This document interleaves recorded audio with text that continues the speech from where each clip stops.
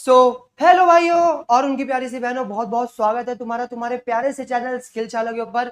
और आज हम लोग क्लास 12th केमिस्ट्री की एक बहुत ही बेहतरीन शुरुआत करने वाले हैं।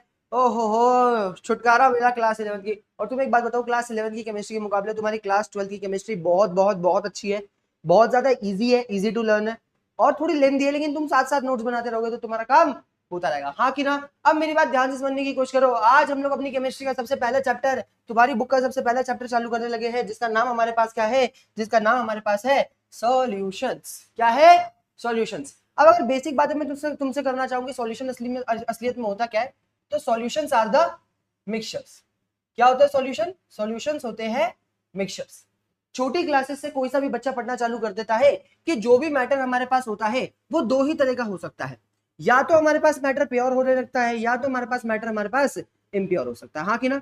या तो मैटर हमारे पास प्योर हो सकता है या तो इम्प्योर। प्योर मैटर कोई सा भी ऐसा मैटर जिसके अंदर सिर्फ एक ही टाइप का पार्टिकल हो, और इम्प्योर मैटर कोई सा भी ऐसा मैटर जिसके अंदर एक या एक से ज्यादा टाइप के पार्टिकल्स हो, हाँ कि ना। और इम्प्योर मैटर के अंदर ही हमारे पास एक टाइप निकल के आता था जिसको हम लोग क्या कहते थे, मिक्सचर्स कहते थे। मिक्सचर्स होता क्या था कि जब कभी भी हम लोग दो या दो से ज्यादा एटम्स को, दो या दो से ज्यादा अलग एलिमेंट्स को, कंपाउंड्स को मिक्स करते थे तो हमारे पास क्या बन जाता था, मिक्सचर्स बन जाता था। और मिक्सचर्स हम लोग दो तरह के पढ़ के आ रखे हैं, होमोजीनियस पढ़ के आ रखे हैं, हेट्रोजीनियस पढ़ के आ रखे हैं। ओ हो मास्टर सब याद आ रहा है हमारे को।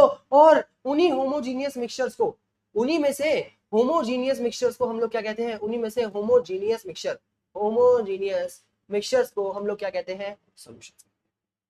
मैं तुम्हारे को डेफिनेशन अगर लिखवाना चाहूँ सॉल्यूशंस की क्या है, अरे भाड़ में गई, ये बाद में देखेंगे हम लोग, हाँ कि ना। असलियत में अगर मैं तुम्हें लिखवाना चाहूँ कि सॉल्यूशंस हमारे पास क्या होते हैं, तो solutions are the, solutions are the homogeneous mixture, homogeneous mixture of, जिनको याद नहीं homogeneous mixture क्या होते हैं उनको भी रिवाइज करवा दूंगा। solutions are the homogeneous mixture of two or more substances, two or more substances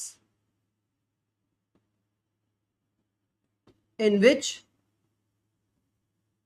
both substances lose their individual identity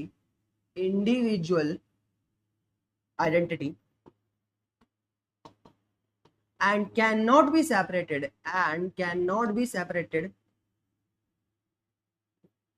by the physical separation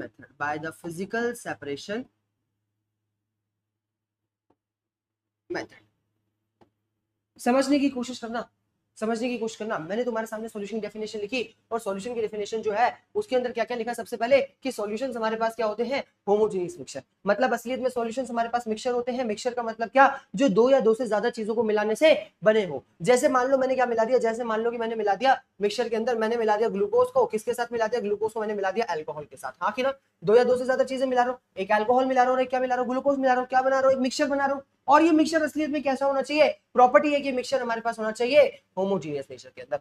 nature के अंदर होमोजीनियस होने का मतलब क्या है, अब तुम्हें पता है क्या, कोई कोई बंदे तुम्हारे को बोलेंगे होमोजीनियस मिक्सचर कोई से भी ऐसे मिक्सचर होते हैं जिनके अंदर थ्रू आउट अ मिक्सचर क्या रहती है, प्रॉपर्टी यूनिफॉर्म। क्या बोलते हैं, homogeneous mixture are those mixture जिनके अंदर प्रॉपर्टी क्या रहती है, जिनके अंदर सारी प्रॉपर्टीज हमारे पास रहती है यूनिफॉर्म। यूनिफॉर्म प्रॉपर्टीज होने का मतलब क्या, कि जैसे मान लो कि मेरे पास क्या है, मेरे पास ये अल्कोहल का बीकर था, और जैसे ही मैंने अल्कोहल के अंदर क्या मिलाया, अपना ग्लूकोज मिलाया, तो जो ग्लूकोज के पार्टिकल हैं वो अल्कोहल के पार्टिकल्स के अंदर पूरे सेटल डाउन हो गए, मतलब सेटल डाउन नहीं हो, मतलब ऐसे पूरे जो सॉल्यूशन है उसके अंदर मिक्स हो गए, हाँ कि ना। ऐसे सॉल्यूशंस को हम लोग स्टेबल सॉल्यूशंस भी कहते हैं, जिनके अंदर जो हम लोगों ने पार्टिकल मिलाए हैं वो पूरे सॉल्यूशन के अंदर इक्वली यूनिफॉर्मली हर हर हर हर जगह क्या हो जाते हैं, डिस्ट्रीब्यूट हो जाते हैं। तो यहां पर जो भी प्रॉपर्टीज होती है हमारे पास थ्रू आउट मिक्सचर क्या रहने लग जाती है, यूनिफॉर्म लगने लग जाती है, लोग ऐसा बोलते हैं। और भी होमोजीनियस के मिक्सचर से मतलब है, होमोजीनियस मिक्सचर को दो तरह से और डिफाइन करा जा सकता है। कहां लिखूं, यही लिख देंगे। देखो, एक तो मैंने बोला होमोजीनियस की प्रॉपर्टी क्या होती है, एक होमोजीनियस की प्रॉपर्टी तो ये होती है कि वहां पर प्रॉपर्टीज क्या रहती है, वहां पर properties through out a solution क्या रहती है, यूनिफॉर्म रहती है, हाँ कि ना। अभी नीचे लिख दूंगा, कोई दिक्कत नहीं। दूसरा हम लोग ये भी बोल सकते हैं कि हमेशा यूनिफॉर्म जितने भी हमारे पास होमोजीनियस मिक्सचर्स होते हैं उनके अंदर क्या होता है, उनके अंदर सिंगल फेज विजिबल होता है। क्या विजिबल होता है, सिंगल फेज विजिबल होता है। सिंगल फेज विजिबल होने का मतलब क्या है, कि मिलाई तो मैंने दो चीजें, ग्लूकोज और अल्कोहल, दिखाई मुझे कोई एक ही दे रही है, जैसे अगर मैं अपने पानी के अंदर ला करके नमक मिला दूं तो मिला तो मैं दो चीजें रहा हूं, मिला तो मैं दो चीजें रहा हूं, पर नमक का पार्टिकल का साइज कहीं ना कहीं बहुत छोटा होने की वजह से मुझे नमक अपने सॉल्ट सॉल्यूशन के अंदर दिखाई नहीं देता, तो मैं उसको होमोजीनियस सॉल्यूशन कह सकता हूं कि मिलाई मैंने दो चीजें पर उसमें से किसी एक का ही फेज विजिबल है, या तो सॉल्यूट का या तो सॉल्वेंट। क्या होता है सॉल्यूट सॉल्वेंट ये भी आगे जानेंगे, बेसिक बातें तुम लोग पहले से पढ़ के आ रखे हो, हाँ कि ना। या तो तुम लोग होमोजेनियस मिक्सचर में ऐसा भी लिख सकते हो कि जनरली ये लोग क्लीन सॉल्यूशन होते हैं, और क्लीन सॉल्यूशन होने के साथ साथ इनका जो पार्टिकल का साइज होता है बहुत ही, यहाँ पे जो सॉल्यूट पार्टिकल जो हम लोग मिला रहे हैं, जो भी सब्सटेंस हमने मिला है, सब्सटेंस के पार्टिकल का साइज, सब्सटेंस के पार्टिकल का साइज वेरी स्मॉल। क्या मैंने कुछ गलत कहा? अब ध्यान से सुनो, मैंने क्या बोला, मैंने बोला solutions are the homogeneous mixture. Homogeneous mixture का मतलब ही क्या है? क्लीन सॉल्यूशन है, सिंगल फेज विजिबल है, प्रॉपर्टीज थ्रू आउट है, यूनिफॉर्म है कंपोजिशन के अंदर, और साथ ही साथ पार्टिकल का साइज बहुत ही छोटा। क्या कोई दिक्कत? और क्या बोला गया है? Solutions are the homogeneous mixture of two or more substances in which both lose their individual identity। मतलब मिक्स होने के बाद ये दोनों ही सब्सटेंसेस अपनी इंडिविजुअल आइडेंटिटी खो करके एक नई सॉल्यूशन की आइडेंटिटी बना लेते हैं। जैसे सॉल्ट और पानी को मिलाया, अब वो ना प्रॉपर पानी और ना वो प्रॉपर सॉल्ट है, वो सॉल्ट सॉल्यूशन बन चुका है, एक नया सॉल्यूशन बना। देखो सॉल्ट सॉल्यूशन, सॉल्ट सॉल्यूशन। क्यों? क्योंकि उसको सॉल्यूशन क्यों कह रहे हैं हम लोग सॉल्ट का? सबसे पहली बात होमोजीनियस है, और दो या दो से ज्यादा सब्सटेंसेस के मिक्स होने से, जिसके अंदर दोनों के दोनों सब्सटेंसेस ने अपनी इंडिविजुअल प्रॉपर्टी को, both substances lose their individual identity and can not be separated by a physical separation method. क्या हेट्रोजीनियस मिक्सचर्स हमारे पास सॉल्यूशन हो सकते हैं? कतई नहीं हो सकते। हेट्रोजीनियस मिक्सचर्स हमारे पास सॉल्यूशन नहीं हो सकते। मिक्सचर्स हमारे पास दो तरह के होते हैं, मैंने तुम्हें बताया solution is a type of mixture. Mixture दो तरह के होते हैं, होमोजीनियस और heterogeneous. All homogeneous mixtures are known as solution. हाँ कि ना? तुम लोग पढ़ के आए हो, हमारे पास टाइप होते थे। अगर किसी बालक को याद हो, ये लिख लो, लिख लो अपने आराम से, तुम्हारे को समझ में भी आ गए, हाँ कि ना। अगर किसी बालक को अच्छे से याद हो तो उसको पता हो कि मिक्सचर जो होते थे वो हमारे पास होते थे दो तरह के। एक हमारे पास होता था होमोजीनियस, ए मास्टर ये रेड कलर हटाओ, ये वो लग गया क्रिसमस।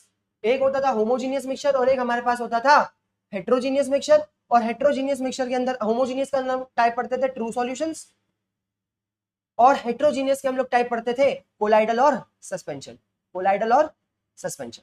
तुम्हें नहीं भी याद, तुम्हें नहीं भी याद तो इसका तो काम ही नहीं है तुम्हारे को। तुम ये देखो, होमोजीनियस सॉल्यूशन का टाइप होता है हमारे पास ट्रू सॉल्यूशन, हाँ कि ना। तो solution is a type of homogeneous mixture.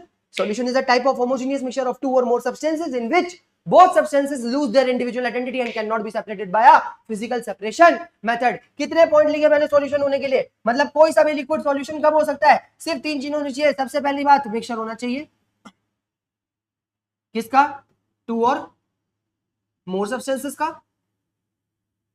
दूसरी बात, दूसरी बात होमोजीनियस होना चाहिए, दूसरी बात होमोजीनियस होना चाहिए। तीसरी बात, both substance lose their individual identity.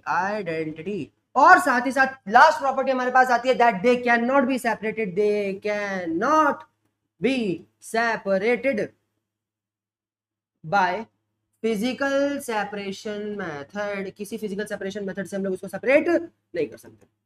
क्या कोई दिक्कत?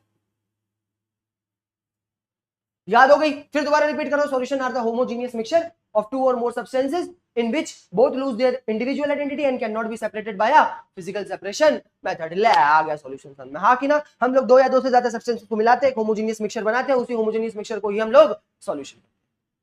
क्या कोई दिक्कत? अब जो दो सब्सटेंसेस हम लोग मिक्स करते हैं, अब तो मेरे को बताओ, अगर टाइप्स ऑफ सॉल्यूशन की बात करें, किसकी बात करें हम लोग?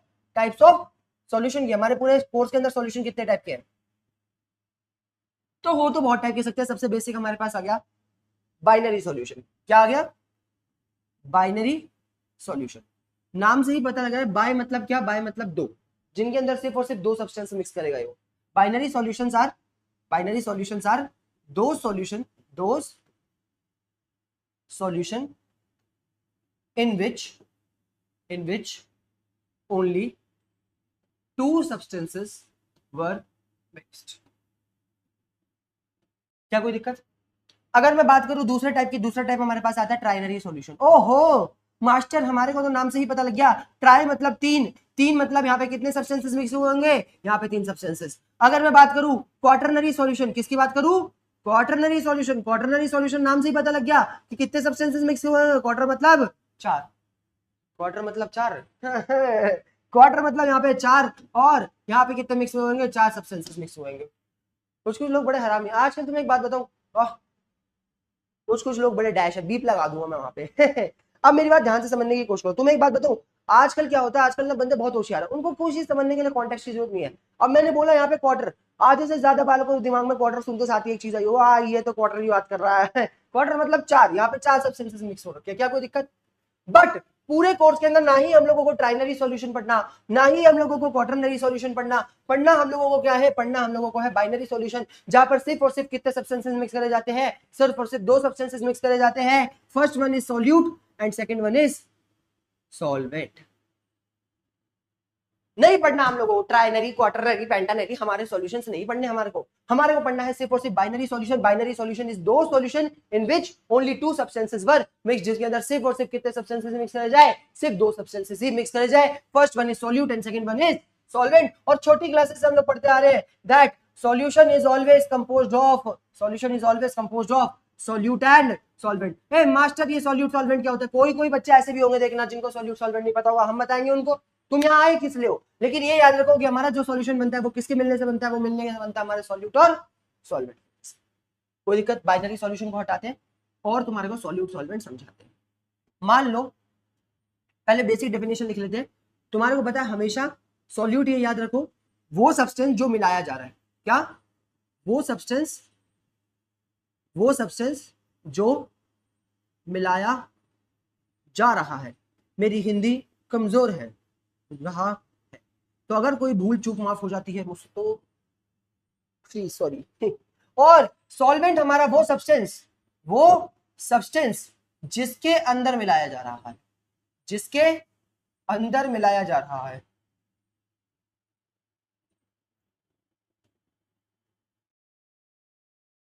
ध्यान से सुनना। मैंने बोला मैं तुम्हारे को 3 डेफिनेशन बताऊंगा सॉल्यूट सॉल्वेंट की, ध्यान से समझना, तुम्हारे को मौज आ जाएगी। मैंने बोला सॉल्यूट वो सब्सटेंस जो मिलाया जा रहा है, और हमारा सॉल्वेंट वो सब्सटेंस जिसके अंदर मिलाया जा रहा है। जैसे अगर मैं बात करूं मान लो सॉल्ट सॉल्यूशन की, किसकी बात करूं? सॉल्ट सॉल्यूशन की।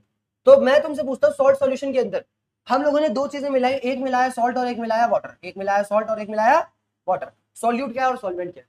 तुम में से आधे से ज्यादा बालकों का आंसर होगा कि भैया वाटर हमारा सॉल्वेंट है और सॉल्ट हमारा सॉल्यूट है, क्योंकि सॉल्ट को मिलाया जाता है और किसके अंदर मिलाया जाता है? वाटर के अंदर मिलाया जाता है। हाँ कि ना? सही बात है कि नहीं? मतलब तुमने क्या बोला, तुमने बोला कि मेरे पास एक बीकर में क्या होगा, एक बीकर में बहुत सारा वाटर होगा, और इस वाटर के अंदर क्या कर रहा हूँ, इस वाटर के अंदर मैं बाहर से ला करके सॉल्ट यानी NaCl को मिक्स कर रहा हूँ। क्या कुछ गलत का? क्या ऐसा पॉसिबल नहीं है कि मैं घर के अंदर एक बड़ा सा नमक का डिब्बा ले लूं और इसके अंदर ला करके थोड़ा सा वाटर ऐड कर दूं? नहीं पॉसिबल। अरे नहीं पॉसिबल, क्या कर रहे हो? नहीं पॉसिबल, पॉसिबल है। हाँ, ये देखो, नमक को भी लाके मिलाया जा सकता है और वाटर को भी लाके मिलाया जा सकता है। मतलब salt also can be solvent and water can also be solute. है भैया, फिर हम लोग कैसे सॉल्यूट सॉल्वेंट को डिफाइन करें? एक चीज देखो, सॉल्वेंट हमेशा वो जिसकी क्वांटिटी ज्यादा है, और सॉल्यूट हमेशा वो जिसकी क्वांटिटी कम है। और जिसकी क्वांटिटी कम है वो कहीं ना कहीं मिलाया जा रहा होगा, और जिसकी क्वांटिटी ज्यादा है वो उसके अंदर मिलाया जा रहा होगा। हाँ कि ना? तो एक और डेफिनेशन लिख लो। डेफिनेशन क्या है? तो बेसिक सी बात है, that solute always present in less amount and solvent are the substance present in more amount. क्या कोई दिक्कत? अब तो भाई हम लोग बिल्कुल श्योर हो गए। अब तो हम लोगों ने एकदम PhD कर ली सॉल्यूट सॉल्वेंट के ऊपर। अब तो पूछ लो भाई सॉल्यूट सॉल्वेंट क्या है। मान लो कि मेरे पास एक बीकर है, जिस बीकर के अंदर 50 ग्राम पानी पड़ा हुआ है और 50 ग्राम पड़ा हुआ है वाटर, और इसके अंदर ही मैं क्या कर रहा हूँ, 50 ग्राम नमक लाके ऐड कर रहा हूँ। 50 ग्राम क्या कर रहा हूँ, 50 ग्राम नमक यानी NaCl लाके ऐड कर रहा हूँ। अब बताओ सॉल्यूट क्या सॉल्वेंट क्या है? भैया आप सॉल्यूट लाके ऐड करिए, NaCl लाके ऐड कर रहे हो, तो कहीं ना कहीं हमारा सॉल्यूट होगा। अरे कैसे सॉल्यूट होगा? दोनों का वेट सेम है, हमारे पास 50-50 ग्राम। सही बात है कि नहीं? दोनों का मास इक्वल है।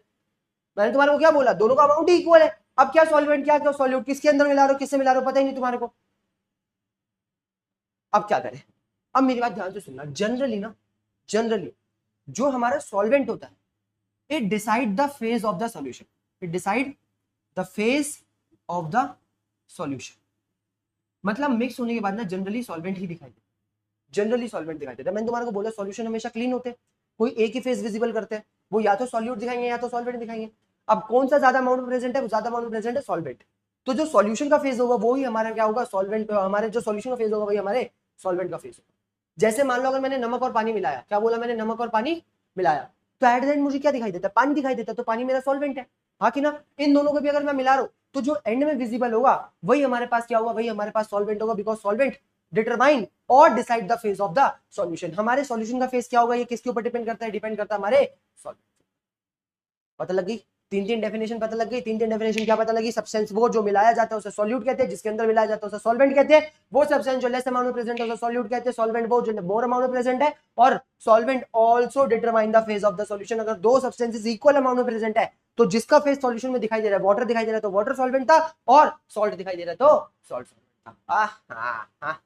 आया नहीं आया फिर निकल के, आया नहीं आया फिर निकल के, यही सब देखो, यही सब मैटर लिख रखा है। और देखो कितनी प्यारी बात लिख रखी है, in normal life we rarely come across pure substances, most of these are mixtures containing two or more substances. Generally हमारे आसपास जितनी भी चीजें वो मिक्सचर्स होती है, दो या दो से ज्यादा सब्सटेंसेस के मिक्स होने से बनती है। And solution are the homogeneous mixture of two or more than two type of components. Solution दो या दो, होमोजेनियस मिक्सचर होता है दो या दो से ज्यादा कंपोनेंट्स का। Solution are homogeneous mixture because it has uniform composition and mixture throughout the mixture. मतलब हमारे पास, इसको हम लोग होमोजेनियस मिक्सचर इसलिए कहते हैं क्योंकि इसकी सारी प्रॉपर्टीज क्या होती है, यूनिफॉर्म होती है थ्रू आउट द मिक्सचर। क्या कोई दिक्कत। अब हम लोगों ने पढ़ा सॉल्यूशन दो चीजों के मिलने से बनता है। अभी इससे पहले हम लोगों ने पढ़ा सॉल्यूशन बाइनरी पढ़ेंगे। बाइनरी सॉल्यूशन कोई सा भी ऐसा जिसके अंदर दो कंपोनेंट हो, एक सॉल्यूट और एक सॉल्वेंट। सॉल्यूट क्या होता है, सॉल्यूट हमारे पास होता है कोई सा भी ऐसा कंपोनेंट जो लेसर या स्मॉलर क्वांटिटी में प्रेजेंट हो, या कोई सा भी ऐसा सब्सटेंस जिसको हम लोग मिला रहे हो। और सॉल्वेंट कोई सा भी ऐसा कंपोनेंट जो लार्ज क्वांटिटी में प्रेजेंट हो, और कोई सा भी ऐसा सब्सटेंस जिसका फेज हमारे सॉल्यूशन के अंदर क्या होता है, विजिबल होता है। क्या कोई दिक्कत। और साथ ही साथ कोई सा भी ऐसा सब्सटेंस जिसके अंदर हम लोग सॉल्यूट को मिक्स करते हैं उसे सॉल्वेंट कहते हैं। तीनों डेफिनेशन पढ़ ली हम लोगों ने, सही बात है ये। अब सॉल्वेंट हमारे पास हो सकता है दो तरह का, एक हो सकता है एक्वा सॉल्वेंट और एक हो सकता है नॉन एक्वा सॉल्वेंट।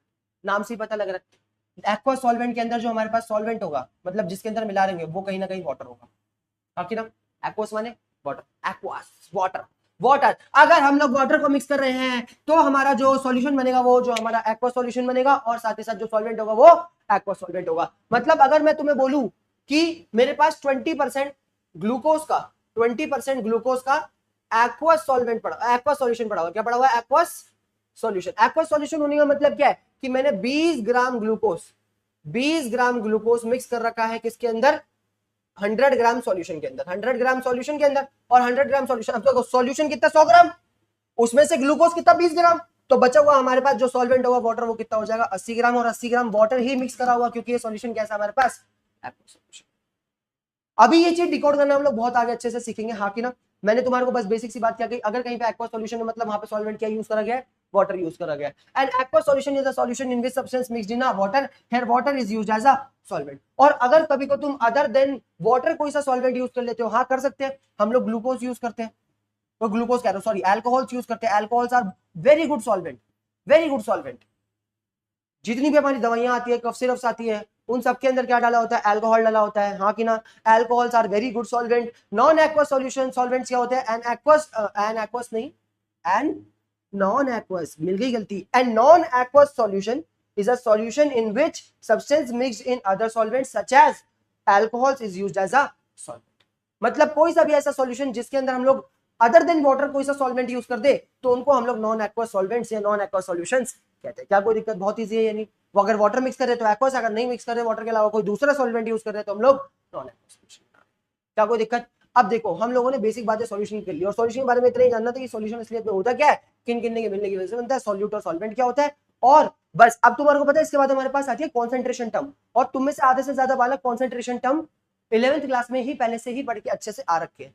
अगर तुम लोगों ने 11th क्लास में पहले से ही अच्छे से concentration terms, molarity, molality, normality, mass by mass, volume by volume, mass by volume, mole fraction, ppm, PPB, ये सब पढ़ रखी है, तो बस क्या करो तुम इस वीडियो को 2x में लगाओ यहाँ से, ठीक है। मैं यहाँ पे इसके बाद कंबाइन करूंगा कॉन्सेंट्रेशन टर्म्स का लेक्चर, तुम क्या करो इसको 2x पे लगाओ लेक्चर को, और फटाफट फटाफट देखते रहो अपने नोट्स खोल करके। और जिन्होंने नहीं देख रखा वो आराम से देख लो। अब देखो हमारा अगला टॉपिक होने वाला है कॉन्सेंट्रेशन ऑफ द सॉल्यूशन। हम लोगों ने पहले जान लिया सारा सॉल्यूशन क्या होता है क्या नहीं होता, हाँ कि ना। अब समझते हैं कि कॉन्सेंट्रेशन का मतलब क्या होता है, कॉन्सेंट्रेशन क्या बवासीर है, ये समझने की कोशिश करो कि हम लोग हमेशा क्या करते हैं, किसी भी सॉल्यूशन को बनाने के लिए अपने सॉल्वेंट के अंदर किसी सॉल्यूट को ला करके ऐड करते हैं, हाँ कि ना, किसी सॉल्यूट को ला करके ऐड।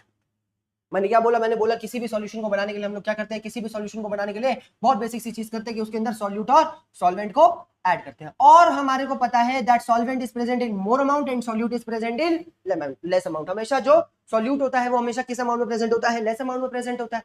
अब मान लो कि मेरे पास सॉल्यूशन, इन दोनों को मिलाकर के सॉल्यूशन बना हमारे पास 100 ग्राम का। कितने ग्राम का? 100 ग्राम का। और इसके अंदर मैंने अपना सॉल्यूट मिला रखा 20 ग्राम का। तो मैं क्या कर रहा हूं, मैं कर रहा हूं amount of solute, amount of solute, कितना अमाउंट ऑफ सॉल्यूट प्रेजेंट है मेरे सॉल्यूशन के अंदर, इसी चीज की मेजरमेंट को कहा जाता है उसकी कॉन्सेंट्रेशन। इसी चीज को कहा जाता है उसकी कॉन्सेंट्रेशन। अगर तुम छोटी क्लासेस याद करो तो तुम छोटी क्लासेस के अंदर कॉन्सेंट्रेशन ऑफ एसिड के बारे में पढ़ के आए हो, हाँ कि ना? कॉन्सेंट्रेशन ऑफ एसिड के बारे में पढ़ के आए हो। अब तुम लोग क्या बोलते थे, एसिड्स कॉन्सेंट्रेटेड कब होते हैं? एसिड कॉन्सेंट्रेटेड तब होते हैं, कॉन्सेंट्रेटेड एसिड तब होते हैं जब उनके अंदर H+ आयंस जो होते थे वो ज्यादा होते थे, हाँ कि ना? उनके अंदर H+ आयंस का अमाउंट ज्यादा होता था और वाटर का अमाउंट क्या होता था? वाटर का अमाउंट कम होता था। और याद करो हमारे पास एसिड डाइल्यूट कब होते थे? जब उनके अंदर क्या होता था? H+ आयंस का अमाउंट कम होता था और वाटर का अमाउंट ज्यादा होता था। यही तो करते थे हम लोग, हाँ कि ना? अब यहाँ पे हमारे पास सॉल्यूट पार्टिकल क्या है? यहाँ पे हमारे पास जो मेजर हम लोग मिक्स हुआ हुआ पार्टिकल है वो है H+। अगर हमारे सॉल्यूशन के अंदर वो H+ ज्यादा है तो उसकी कॉन्सेंट्रेशन ज्यादा है, अगर H+ कम है तो उसकी कॉन्सेंट्रेशन कम है। कॉन्सेंट्रेशन और कुछ नहीं, हमारे सॉल्यूशन के अंदर measure of the amount of solute particle होता है। जैसे मान लो कि मैं तुम्हारे को अगर एग्जांपल देना चाहूं तो मैं क्या ले लेता हूं, मैं ले लेता हूं 2 बीकर, मैं ले लेता हूं 2 बीकर और दोनों के अंदर मैंने रखा 1-1 लीटर पानी। क्या रखा मैंने? 1-1 लीटर पानी। इसके अंदर भी 1 लीटर वाटर, इसके अंदर भी रखा 1 लीटर वाटर। इसके अंदर ला करके मैं क्या कर रहा हूं, इसके अंदर ला करके मैं 40 ग्राम NaCl ऐड करता हूं और इसके अंदर ला करके मैं क्या ऐड करता हूं, इसके अंदर ला करके मैं 400 ग्राम NaCl ऐड करता हूं। अब एक बात बताओ, कौन से वाले सॉल्यूशन के अंदर NaCl के पार्टिकल ज्यादा होंगे? कौन से वाले सॉल्यूशन के अंदर हमारे पास हमारे नमक के पार्टिकल ज्यादा होंगे? तुम कहोगे कहीं ना कहीं इसके अंदर जो पार्टिकल्स का अमाउंट होगा वो कम होगा और इसके अंदर हमारे पास जो सॉल्यूट पार्टिकल है उनका अमाउंट क्या होगा? उनका अमाउंट ज्यादा होगा। तुमने बिल्कुल सही कहा, हाँ कि ना? तो कौन सा सॉल्यूशन ज्यादा कॉन्सेंट्रेटेड होगा? कहीं ना कहीं ये वाला सॉल्यूशन हमारा ज्यादा और ये हमारा लेस कॉन्सेंट्रेटेड होगा। मतलब concentration is the measure of amount of solute present in a solution. क्या कोई दिक्कत? क्या बोला मैंने? कॉन्सेंट्रेशन क्या होता है? Concentration, the concentration of the solution is a measure of the amount of solute dissolve in a given amount of solvent और अ सॉल्यूशन। किसी भी गिवन अमाउंट ऑफ सॉल्वेंट या सॉल्यूशन के अंदर कितना अमाउंट ऑफ सॉल्यूट डिसॉल्व हो रहा है, इसी को हम लोग क्या कहते हैं? इसी के मेजरमेंट को हम लोग कहते हैं कॉन्सेंट्रेशन, कॉन्सेंट्रेशन ऑफ सॉल्यूशन। अगर हमारे पास जो सॉल्यूट पार्टिकल है, सॉल्यूट जो है वो ज्यादा डिसॉल्व हो रखा है तो हमारा सॉल्यूशन कॉन्सेंट्रेटेड होता है, कॉन्सेंट्रेटेड होता है। और अगर हमारे पास जो सॉल्यूट है वो कम डिसॉल्व हो रखा होता है तो हमारे पास जो सॉल्यूशन होता है वो कैसा होता है? वो डाइल्यूट होता है। क्या कोई दिक्कत?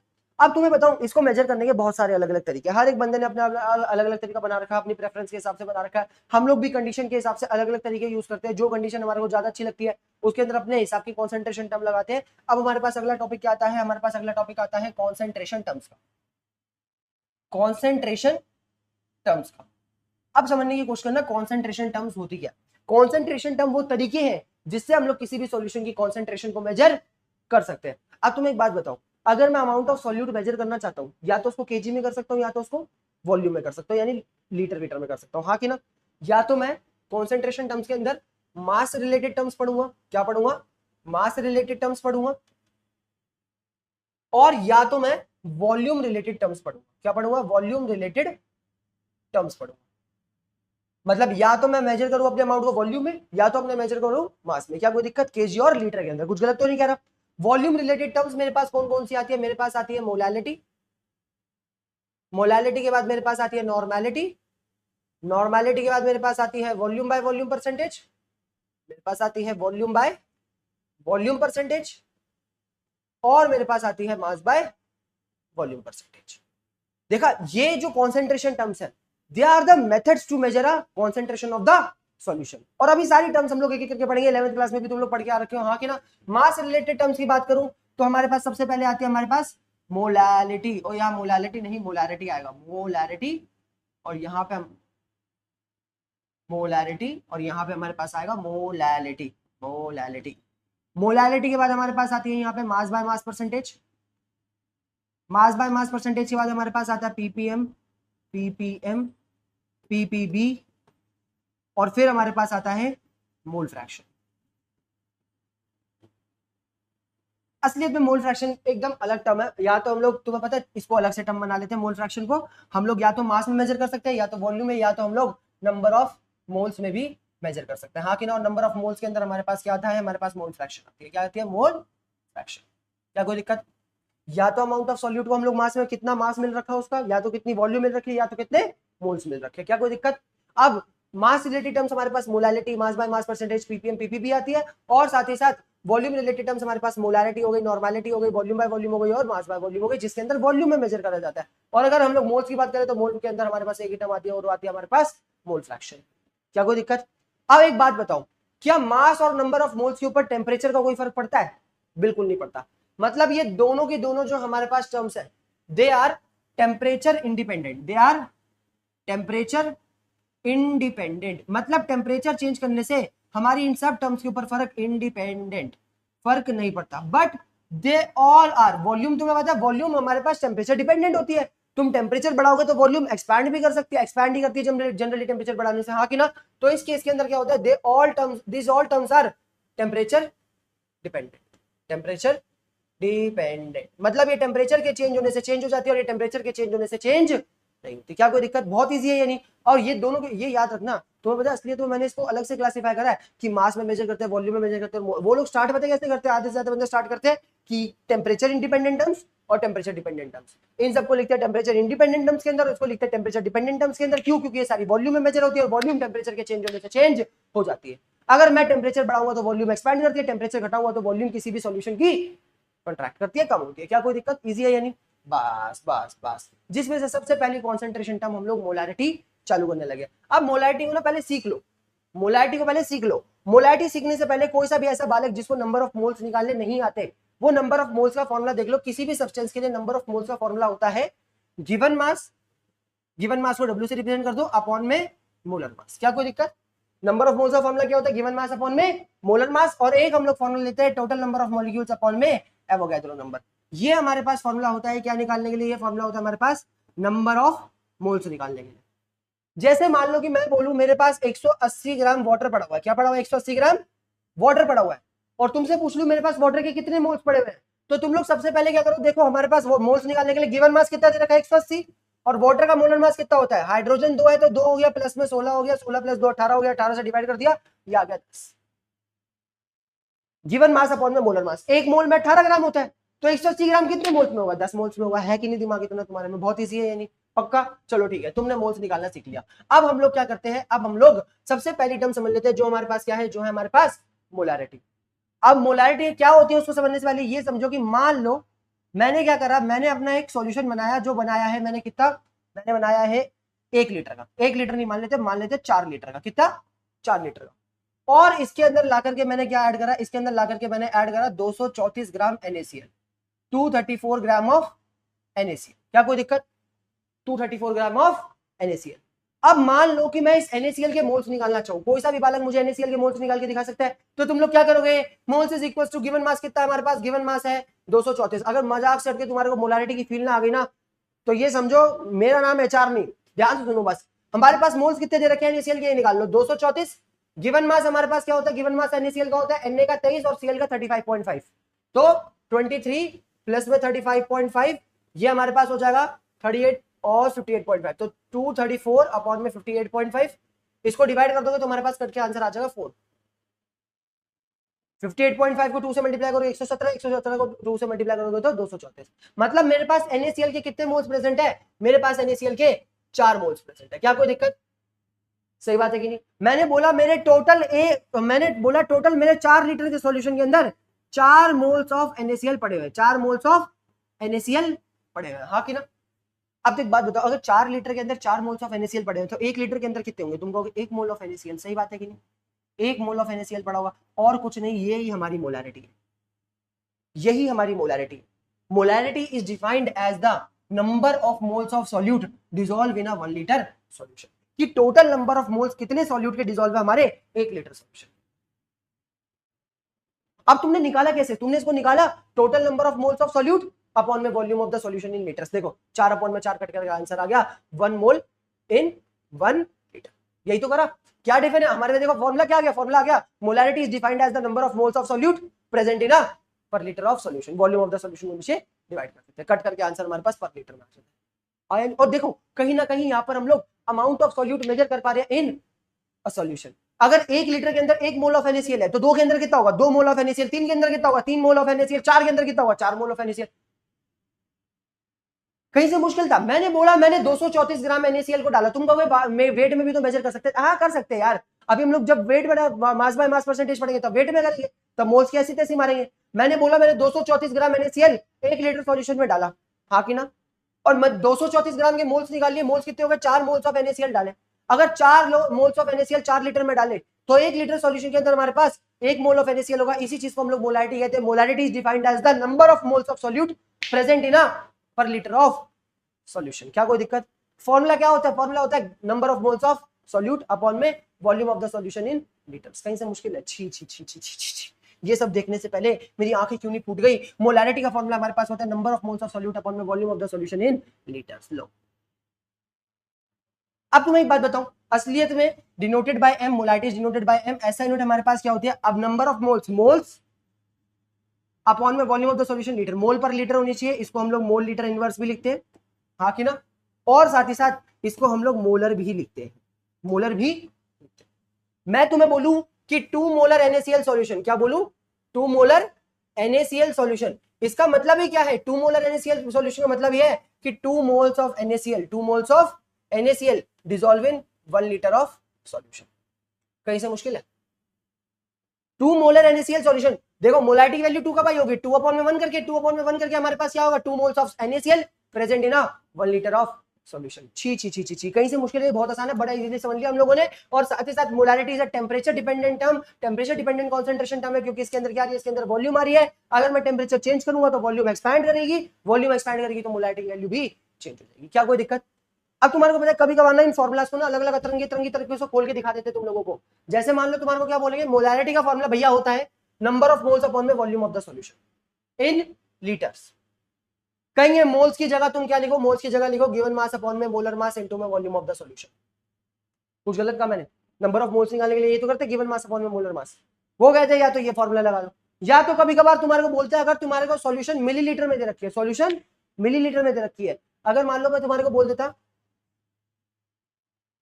2 मोल्स, सीधा सीधा देता 2 moles of glucose, 2 moles of glucose dissolve हो रहे हैं मेरे किसके अंदर? 500 और 500 नहीं 1500 ml ऑफ वाटर के अंदर, और तुम इसको ले लो 3 मोल्स, तुम्हारे लिए इजी हो जाएगा, हाँ कि ना। अब तुम एक बात बताओ कैसे निकालते हैं मोलारिटी? तो मोलारिटी निकालने के लिए क्या करते हैं? Molarity is defined as the number of moles कितने? 3 अपॉन में volume of the solution in litres. अब ये मिलीलीटर में दे रखी है, मिलीलीटर को लीटर में कन्वर्ट करने के लिए क्या करते हैं? 1000 से डिवाइड, ये 1.5 हो जाएगा, तुम ऐसे कर लो 1500 अपॉन में 1000, हाँ कि ना। इस 1000 को रेसिप्रोकल करके ऊपर ले जाओ। अरे मास्टर इतनी बकेती क्यों करवा रहे हैं? सीधा सीधा काट। अरे अभी देखो 1500 इंटू में 1000 गया ऊपर, 0 से 0 कटा, फिर आ गया 30 30 और ये आ गया 30 अपॉन में 15, आंसर आ गया 2 मोलारिटी। और तुम खुद सोचो अगर 3 मोल्स, ये हमारे पास कितना हो गया? हमारे पास 1.5 लीटर नहीं हो गया? कितना हो गया? 1.5 लीटर नहीं हो गया? अगर 1.5 लीटर के अंदर 3 मोल्स है तो 1 लीटर के अंदर कितने मोल्स होंगे? तुमने दोनों को डिवाइड कर दिया, हमारे पास आंसर 2 मोल्स होंगे। क्या कोई दिक्कत? सही बात है कि नहीं? सोचो 1.5 लीटर के अंदर 3 मोल्स है तो 500 ml में 1 मोल, 500 ml में 1 मोल, 500 ml में 1 मोल, हाँ कि ना। ऐसे तो हो ना, 1500 ml के अंदर हमारे पास 3 मोल, तो 1 लीटर यानी 1000 ml के अंदर कितने? 2 मोल्स। 1000 ml के अंदर हमारे पास 2 मोल्स। यही तो होता है molarity is defined as the number of moles present in a per litre of solution. अब तुमने मैंने इतने सब कुछ क्यों करवाया? कभी कभार क्या होता है नंबर ऑफ, ये देखो ये तुम्हारे को वॉल्यूम मिलीलीटर में भी दे सकते हैं, तो वॉल्यूम ये गिवन वेट अपॉन में given mass molar mass into में वॉल्यूम इन मिलीलीटर, इसको लीटर में कन्वर्ट करने के लिए हम लोग ऊपर 1000 का मल्टीप्लाई, मतलब नीचे 1000 में डिवाइड करते हैं, ऊपर जाके 1000 मल्टीप्लाई में आ जाता है। ये सारे बेकार बेकार के फॉर्मुला तुम लोगों को आगे आगे बढ़वाते हैं, लेकिन तुम्हें पता है ये सारे के सारे क्या, ये सारे के सारे अलग फॉर्मुला है? नहीं, ये सारे के सारे एक ही फॉर्मुला है, बस उसको खोल खोल करके लिखवा दिया गया। क्या कोई दिक्कत? जो कि मैंने भी आगे ऐसे ही करा है कि अगर मास ऑफ द सॉल्यूशन हमारे को मास ऑफ द सॉल्यूशन और गिवन मास दे रखा होता है और मोलर मास दे रखा होता है, तो हम लोग मोल्स की जगह क्या करते हैं? गिवन मास अपॉन में मोलर मास। अगर मुझे जो वॉल्यूम है वो मिलीलीटर में दे रखी होती है तो मुझे पता है 1 लीटर के अंदर 1000 ml होते हैं, 1 ml के अंदर 1/1000 लीटर्स होंगे, और ml को लीटर में कन्वर्ट करने के लिए मैं क्या कर देता हूँ? 1000 से डिवाइड कर देता हूँ। क्या कोई दिक्कत? इजी है यानी, बहुत इजी है यानी, पक्का डन। आगे बढ़ते हैं। अब यूनिट ऑफ मोलारिटी भी हम लोगों ने पढ़ ली, मोल लीटर इनवर्स होती है, और साथ ही साथ हम लोगों ने डिकोड करना भी सीख लिया what does 2 molar aqueous NaCl means. अगर 2 मोलर एक्वस NaCl का मतलब क्या होगा कि 2 moles of NaCl mix in 1 litre of solution. क्या कोई दिक्कत? इजी है यानी। अब तुम्हारे सामने एक क्वेश्चन आता है, क्वेश्चन निकल के क्या आ रहा है? क्वेश्चन निकल के तुम्हारे पास आ रहा है that calculate the molarity of the NaOH तो मैं क्वेश्चन क्या कह रहा है, क्वेश्चन कह रहा है calculate the molarity of the NaOH in water when 400 gram, given mass कितना हमारे पास, गिवन मास है 400 ग्राम NaOH का। मोलर मास कितना होता है NaOH का, सोडियम हमारे पास क्या होता है, सोडियम हमारे पास होता है 23, प्लस में ऑक्सीजन हमारे पास होता है 16 और हाइड्रोजन होता है 1, 23 जमा 1 24, 24 जमा 16 40 हो गया। क्या कोई दिक्कत, गिवन मास मोलर मास हमारे पास आ गया 40 gram. Dissolve in 10 litre of solution, volume हमारे को कितनी दे रखी है, वॉल्यूम हमारे को दे रखी है 10 लीटर की। क्या कोई दिक्कत, अगर मैं यहाँ से मोलैरिटी निकालना चाहूँ, मोलैरिटी होती है नंबर ऑफ मोल्स अपॉन में volume of the solution. Number of moles निकालने के लिए क्या करेंगे, गिवन मास अपॉन में मोलर मास कट के आंसर आ गया 10, अपॉन में वॉल्यूम ऑफ द सॉल्यूशन आ गई 10, कट करके आंसर हमारे पास आ गया 1 मोल लीटर इनवर्स। क्या कोई दिक्कत, 1 मोल लीटर इनवर्स, या इसको 1 मोलर भी कह सकते हैं, मतलब 1 mole of NaCl present in 1 litre of solution. और तुम खुद सोचो मोल कितने, 10 मोल पड़े हुए हमारे पास, हाँ कि ना। कैसे निकालते हैं मोल, मोल निकालने के लिए गिवन मास अपॉन में मोलर मास करते हैं, हाँ कि ना। 10 मोल पड़े हुए 10 लीटर सॉल्यूशन के अंदर, तो 1 लीटर सॉल्यूशन में कितना पड़ा हुआ, 1 मोल पड़ा हुआ। This is known as molarity. Measure कर पा रहे हम लोग अपने अमाउंट ऑफ सॉल्यूट को in a solution. Molarity is defined as the amount of solute present in 1 litre of solution. अल्लाह सवास सवास सवास सवास। क्या आंसर आ रहा है हमारा, आंसर आ रहा है 1 मोलर, बिल्कुल सही। अभी मोलैरिटी पढ़ने से पहले ना थोड़ी सी मोलैरिटी और डीप में घुसते हैं। तुम्हारे पेपर पॉइंट ऑफ व्यू से तो तुम्हारे को इतनी ही मोलैरिटी चाहिए, पर थोड़ी सी ना और जान लो, तुम्हारे को बहुत मजा आएगा। What if change in molarity when solution is diluted। Solution को हम लोग क्या करते हैं, डाइल्यूट करते हैं। डाइल्यूट करने का मतलब क्या होता है, डाइल्यूशन करने का मतलब क्या होता है, एडिशन ऑफ वाटर, मतलब उसके अंदर और वाटर ऐड करते हैं। एडिशन ऑफ वाटर कह लो या तुम कोई सॉल्वेंट कह लो, हाँ कि ना, उसकी वॉल्यूम को चेंज करते हैं। मान लो कि मैंने बोला कि मेरे पास क्या है, मेरे पास एक सॉल्यूशन है जिसके अंदर मेरी वॉल्यूम क्या दे रखी है, V1 दे रखी है। वॉल्यूम क्या दे रखी है, V1 दे रखी है। इसकी वजह से मोलैरिटी हमारी M1 दे रखी है, और जो number of moles of solute मैंने ऐड कर रखे हैं वो N दे रखे हैं। तो molarity is defined as the M1 is defined as the number of moles of solute present in per litre of solution. क्या कोई दिक्कत, इजी है या नहीं।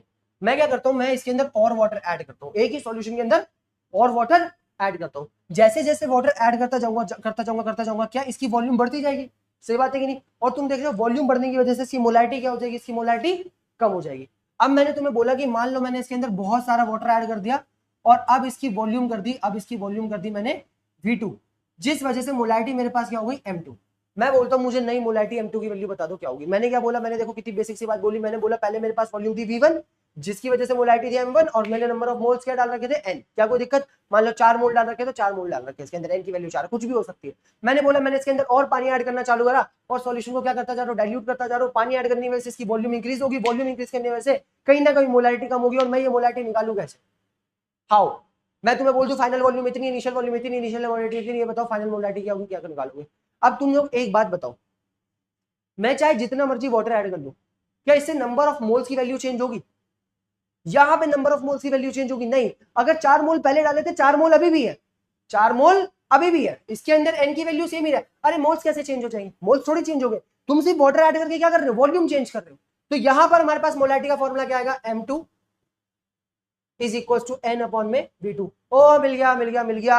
यहाँ M1 और V1 से मोल्स निकाल लेंगे और यहाँ पे मोल्स की वैल्यू पुट करके V2 की वैल्यू है हमारे पास M2 की। इतना लंबा करना ही क्यों, क्या मैं यहाँ से नंबर ऑफ मोल्स को लिख सकता हूँ M1 V1, और यहाँ से नंबर ऑफ मोल्स को क्या लिख सकता हूँ, मैं यहाँ से नंबर ऑफ मोल्स को लिख सकता हूँ M2 V2। अब एक बात बताओ, नंबर ऑफ मोल्स दोनों के दोनों सॉल्यूशन के अंदर क्या होते हैं, सेम होते हैं। मैंने बोला इफ सॉल्यूशन इज डाइल्यूटेड, क्या बोला मैंने, if solution is diluted then number of moles in a solution, the number of moles in a solution remains constant। क्या कोई दिक्कत, नंबर ऑफ मोल्स हमेशा कांस्टेंट रहेंगे, जिस वजह से फॉर्मूला हमारे पास सीधा सीधा। अब देखो ये भी N के इक्वल है, ये भी N के इक्वल है, तो मैं सीधा सीधा अपना फॉर्मूला क्या बता सकता हूँ, मैं सीधा सीधा अपना फॉर्मूला बना सकता हूँ that M1 V1 is equal to 2। अब तुम्हारे पास M1 की वैल्यू देंगे, वो तुम्हारे को V1 की वैल्यू देंगे, V2 की वैल्यू देंगे, M2 की वैल्यू निकाल लेना। उन्होंने बोला इनिशियल मोलैरिटी इतनी थी, इनिशियल वॉल्यूम इतनी थी, मैंने वॉल्यूम फाइनल इतनी कर दी, तो ये बता दो नई मोलैरिटी कितनी होगी। बस यही तो तुमसे पूछा, कहीं से मुश्किल। अरे देखो कितना मस्त मजा आने लग गया कि अगर मैं सॉल्यूशन को डाइल्यूट करूंगा, डाइल्यूट करने की वजह से उसके अंदर पानी ऐड करूंगा, जिस वजह से उसकी वॉल्यूम इंक्रीज होगी, वॉल्यूम इंक्रीज होने की वजह से मोलैरिटी कम हो जाएगी, तो कैसे निकालें उसको, M1 V1 is equal to M2 V2, क्योंकि नंबर ऑफ मोल्स की वैल्यू चेंज नहीं होगी। अब तुम कहोगे जब नंबर ऑफ मोल्स की वैल्यू चेंज नहीं होगी तो मोलारिटी कैसे चेंज हो जा रही है? इसकी फील लेके जाओ, फील लेके एकदम तगड़े तरीके से तुम खुद सोचो कि मोलारिटी होती क्या है। तुम ये समझो मोलारिटी होती क्या है, number of moles in a per unit volume, हाँ कि ना। अब तुम अगर वॉल्यूम बढ़ाते जाओगे तो खुद सोचो एक यूनिट वॉल्यूम के अंदर आने वाले जो नंबर ऑफ मोल्स है उसका अमाउंट कम नहीं हो जाएगा? नंबर ऑफ मोल्स तो सेम है, 4 मोल पहले भी थे, 4 मोल अभी भी है। मैंने बोला कि मान लो पहले मेरे पास सॉल्यूशन कितना था, पहले मेरे पास सॉल्यूशन था 8 लीटर का और इसके अंदर मैंने डाले थे 4 मोल। अब तुम खुद सोचो 4 मोल 8 लीटर के अंदर, या फिर इसके अंदर डाले थे मैंने मान लो 16 मोल्स, क्या डाले थे 16 मोल्स किसी भी चीज के, 16 मोल्स ऑफ ग्लूकोज मान लेते, क्या कोई दिक्कत? अब तुम खुद सोचो 8 लीटर के अंदर 16 मोल है तो 1 लीटर के अंदर कितने मोल्स होंगे? तुम कहोगे दोनों को डिवाइड कर दो, 1 लीटर के अंदर मेरे पास आएंगे 2 मोल, सही बात है कि नहीं? तो मोलारिटी मेरे पास कितनी हो गई? 2 मोलर। 2 मोलर का मतलब क्या कि हमारे पास 2 moles present in 1 litre solution. अब मैं क्या कर देता हूं, मैं इसकी वॉल्यूम बढ़ा देता हूं, अब मैं इसकी वॉल्यूम बढ़ा देता हूं, वॉल्यूम बढ़ा के क्या कर देता हूं 16 लीटर कर देता हूं। मोल्स अभी भी कितने? मोल्स अभी भी 16 मोल्स ऑफ ग्लूकोज है, क्या कोई दिक्कत? अब मेरे पास मोलारिटी कितनी आएगी? अब 16 लीटर के अंदर 16 मोल्स, 1 लीटर के अंदर कितने मोल्स? 1 लीटर के अंदर 1 मोल। मोलारिटी कितनी हो गई? 1 मोलर। मोलारिटी क्यों चेंज हो रही है? क्योंकि वॉल्यूम चेंज हो रही है, हाँ कि ना। पर वॉल्यूम चेंज होने की वजह से नंबर ऑफ मोल्स में कोई फर्क नहीं पड़ रहा। मोलारिटी चेंज होने में तुम ये मत सोचना नंबर ऑफ मोल्स चेंज हो रहे हैं, but number of moles in per unit volume, एक यूनिट वॉल्यूम के अंदर आने वाले जो नंबर ऑफ मोल्स थे उसका अमाउंट चेंज हो, वॉल्यूम बढ़ गई ना, तो एक यूनिट वॉल्यूम में आने वाले जो नंबर ऑफ मोल्स थे उसका अमाउंट क्या हो जाएगा? उसका अमाउंट कम हो जाएगा। फील निकल गई? फील निकल गई एकदम तगड़े तरीके से, हाँ कि ना। मुझे पता है तुम लोगों को फील निकल के आई। हम लोगों ने molarity of the solution on dilution भी पढ़ ली। चलो ठीक है, अगर किसी भी सॉल्यूशन को डाइल्यूट करेंगे तो उसमें हमारी मोलारिटी आएगी, हम लोगों ने पढ़ लिया m1 v1 is equal to m2 v2। अगर मान लो कि मैं क्या करता हूं, दो सॉल्यूशन में मिक्स करता हूं, चेंज इन मोलारिटी, क्या change in molarity when two solutions were mixed. दो अलग अलग सॉल्यूशन को क्या करता हूं? मिक्स करता हूं। आर या वर पे ध्यान मत देना, तुम लोग यहाँ पे अंग्रेजी पढ़ने नहीं आए हो, तुम लोग यहाँ पे क्या पढ़ने आए हो? तुम लोग यहाँ पे पढ़ने आए हो केमिस्ट्री। क्या पढ़ने आए हो? केमिस्ट्री। चलो ठीक है भाई, अब मेरी बात ध्यान से समझने की कोशिश करो। मैंने बोला मेरे पास एक सॉल्यूशन ए है, चलो भाई ठीक है, एक सॉल्यूशन ए है, इसकी वॉल्यूम हमारे पास v1 है, इसके अंदर नंबर ऑफ मोल्स n1 है, इसकी मोलारिटी m1 है, क्या कोई दिक्कत? मैंने बोला दूसरा कोई अलग सा सॉल्यूशन, अब अलग से सॉल्यूशन ले रहे हैं, पहले एक ही की वॉल्यूम चेंज कर रहे थे, हाँ कि ना। अब कोई दूसरा सॉल्यूशन ले रहे हैं और हमारे को पता है कि उसकी जो वॉल्यूम होगी वो क्या होगी? v2 होगी, नंबर ऑफ मोल्स n2 होंगे और मोलारिटी क्या होगी? m2 होगी, क्या कोई दिक्कत? मैं जैसे ही दोनों को ऐड कर दूंगा, जैसे ही मैं दोनों सॉल्यूशन को क्या कर देता हूं, एक बड़े से बीकर के अंदर क्या कर देता हूं? मिक्स कर देता हूं, हाँ कि ना। तो मैं तुमसे बोलता हूं ये बताओ जो नया सॉल्यूशन बताओ उसकी मोलारिटी क्या होगी? तुम कहोगे शिट यार ये तो घना ही पागल आदमी है, क्या कर रहा है। ध्यान से सुनना, बहुत ईजी है। ये जो हमारे पास नया सॉल्यूशन बनेगा, क्या उसकी जो टोटल वॉल्यूम होगी वो v1 प्लस v2 के इक्वल होगी? इसकी वॉल्यूम प्लस इसकी वॉल्यूम, हाँ कि ना। जितनी वॉल्यूम इन दोनों की मिक्स करूंगा उतनी इसकी वॉल्यूम होगी। तो अगर इस सॉल्यूशन की वॉल्यूम निकालना चाहो तो इस सॉल्यूशन की जो v0 होगी वो हमारे पास किसके इक्वल होगी? वो होगी v1 प्लस v2। क्या कोई दिक्कत? इसकी मोलारिटी को मैं m0 मान लेता हूं जिसकी वैल्यू मेरे को निकालनी है, क्या कोई लेता मैंने? सही बात है कि नहीं? और तुम खुद ये सोचो कि इसके अंदर जो नंबर ऑफ मोल्स होंगे क्या वो n1 प्लस n2 के दोनों के मोल्स ऐड होंगे, तो उसके जो नंबर ऑफ मोल्स होंगे n0 वो भी किसके इक्वल होंगे? वो हमारे पास इक्वल होंगे n1 प्लस n2 के। अगर मैं मोलारिटी लिखना चाहूँ तो यहाँ पे मोलारिटी क्या लिखूंगा? m0 निकालने के लिए n1 plus n2 number of mole total solution के अपॉन में टोटल वॉल्यूम कितनी है? v1 plus v2। v1 plus v2 को उधर जाके मल्टीप्लाई कर देंगे, हमारे पास आ जाएगा m0 इंटू में v1 plus v2 is equal to n1 plus n2। What if अगर मुझे स्टार्टिंग में नंबर ऑफ मोल्स ना दे रखी हो, मोलारिटी और वॉल्यूम दे रखी हो, तुम ये वाला फॉर्मूला भी लगा सकते हो, हाँ कि ना। अगर मुझे नंबर ऑफ मोल्स ना देकर के वॉल्यूम और मोलारिटी दे रखी हो तो तुम्हें पता है हम लोग n1 को m1 v1 भी लिख सकते हैं, अभी लिख के आए थे, और n2 को m2 v2 भी लिख सकते हैं, हाँ कि ना। तुम्हें पता है molarity is equal to moles upon में volume, moles is equal to molarity into volume. क्या कुछ गलत कहा मैंने? सही बात है कि नहीं? तो n1 की जगह पे मैं और क्या लिख सकता हूँ? m0 v1 प्लस v2, यहाँ पे मैं लिख सकता हूँ m1 v1 प्लस में m2 v2। ये फॉर्मूला भी बहुत इजीली हम लोग मोलारिटी के लिए यूज कर लिए। सारे कंसेप्ट मोलारिटी कर लिए, बहुत इजी है। मोलारिटी के सारे फॉर्मूलाज तुम्हारे को समराइज करवाना चाहूँ, सारे फॉर्मूलाज तुम्हारे को समराइज करवाना चाहूँ तो क्या क्या पढ़ा हम लोगों ने मोलारिटी के अंदर? सबसे पहले हम लोगों ने पढ़ा molarity is defined as the number of moles present in a per litre of solution, हाँ कि ना। इसी को फर्दर एक्सटेंड करते हुए हम लोगों ने लिखा गिवन मास अपॉन में मोलर मास इनटू में volume of the solution in litres. अगर मुझे मिलीलीटर में दे रखी होती तो हम लोग क्या करते हैं? हम लोग करते हैं गिवन मास अपॉन में मोलर मास इनटू में volume of the solution in millilitre, पर इसको लीटर में कन्वर्ट करने के लिए क्या कर देते हैं? 1000 से डिवाइड कर देते, 1000 ऊपर जाके क्या हो जाता है? मल्टीप्लाई हो जाता है, हाँ कि ना। तुम्हें पता है एसआई यूनिट हमारे पास क्या होती है? ये होती है मोल लीटर इनवर्स, साथ ही साथ इसी मोल लीटर इनवर्स को हम लोग मोलर भी कहते हैं। टेम्परेचर डिपेंडेंट टर्म होती है क्योंकि वॉल्यूम पे डिपेंड करती है। साथ ही साथ हम लोगों ने और फॉर्मूला पढ़े, अगर सॉल्यूशन डाइल्यूट करते हैं तो m1v1 is equal to m2v2। अगर मुझे नंबर ऑफ मोल्स निकालने होते हैं तो उसके हम लोग क्या करते हैं, मोलारिटी इनटू में। इतना बड़ा हम लोगों ने मोलारिटी के अंदर से ज्यादा कुछ पढ़ा, कहीं से मुश्किल है, इजी है, यानी बहुत इजी है, बेशुमार इजी है। अब इसके बाद हमारे पास अगली जो कॉन्सेंट्रेशन टर्म निकल के आती है वो कौन सी आती है, वो आती है हमारे पास मोलारिटी। मोलालिटी बस मोलालिटी और कुछ नई चीज नहीं है। मोलालिटी सिर्फ और सिर्फ हमारे पास मोलालिटी का भाई जैसा, मोलालिटी का भाई जैसा। मान लो कि मैंने क्या बोला, मैंने बोला मेरे पास एक बीकर है। अब इस बीकर के अंदर मैं 1 kg वाटर ले लेता हूँ। क्या ले लेता हूँ, 1 kg? हाँ, 1 kg वाटर नहीं ले लेता, इसके अंदर 4 kg वाटर ले लेता हूँ। कोई दिक्कत? वाटर को केजी में कैसे मेजर कर रहा है? वाटर केजी में मेजर नहीं हो सकता, वाटर केजी में मेजर हो सकता है। मैंने तुम्हारे को क्या बताया, कॉन्सेंट्रेशन टर्म सब लोगों ने अपने अपने हिसाब से बना रखी है। मोलारिटी वाले, जिस बंदे ने मोलारिटी बनाई उसने सोचा कि मैं क्या करूंगा, मैं 1 लीटर सॉल्यूशन के अंदर कितने मोल्स प्रेजेंट है ऐसे मेजर करूंगा। मोलालिटी बनाने वाले ने सोचा कि 1 kg सॉल्वेंट के अंदर, सॉल्यूशन की बात नहीं हो रही यहाँ पे, वो 1 kg सॉल्वेंट के अंदर कितने मोल्स ऐड हो रहे हैं हमारे सॉल्यूट के, इसको हम लोग मोलालिटी कहते हैं। जैसे मान लो मेरे पास 4 kg वाटर है, एग्जांपल लेते रहो, इसके अंदर मैंने क्या ऐड करा, सेम एग्जांपल लेते हैं 234 ग्राम ऑफ NaCl।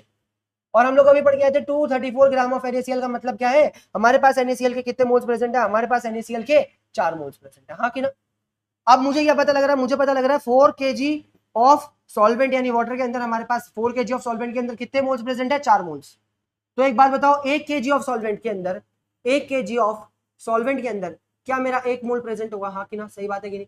अगर तुम खुद सोचो 4 kg ऑफ सॉल्वेंट के अंदर 4 मोल प्रेजेंट है, 1 kg सॉल्वेंट के अंदर कितना मोल प्रेजेंट होगा, 1 मोल प्रेजेंट होगा। इसी पूरी चीज को हम लोग क्या कहते हैं, इसी पूरी चीज को हम लोग मोलालिटी ऑफ अ सॉल्यूशन कहते हैं। क्या कहते हैं, molality of a solution.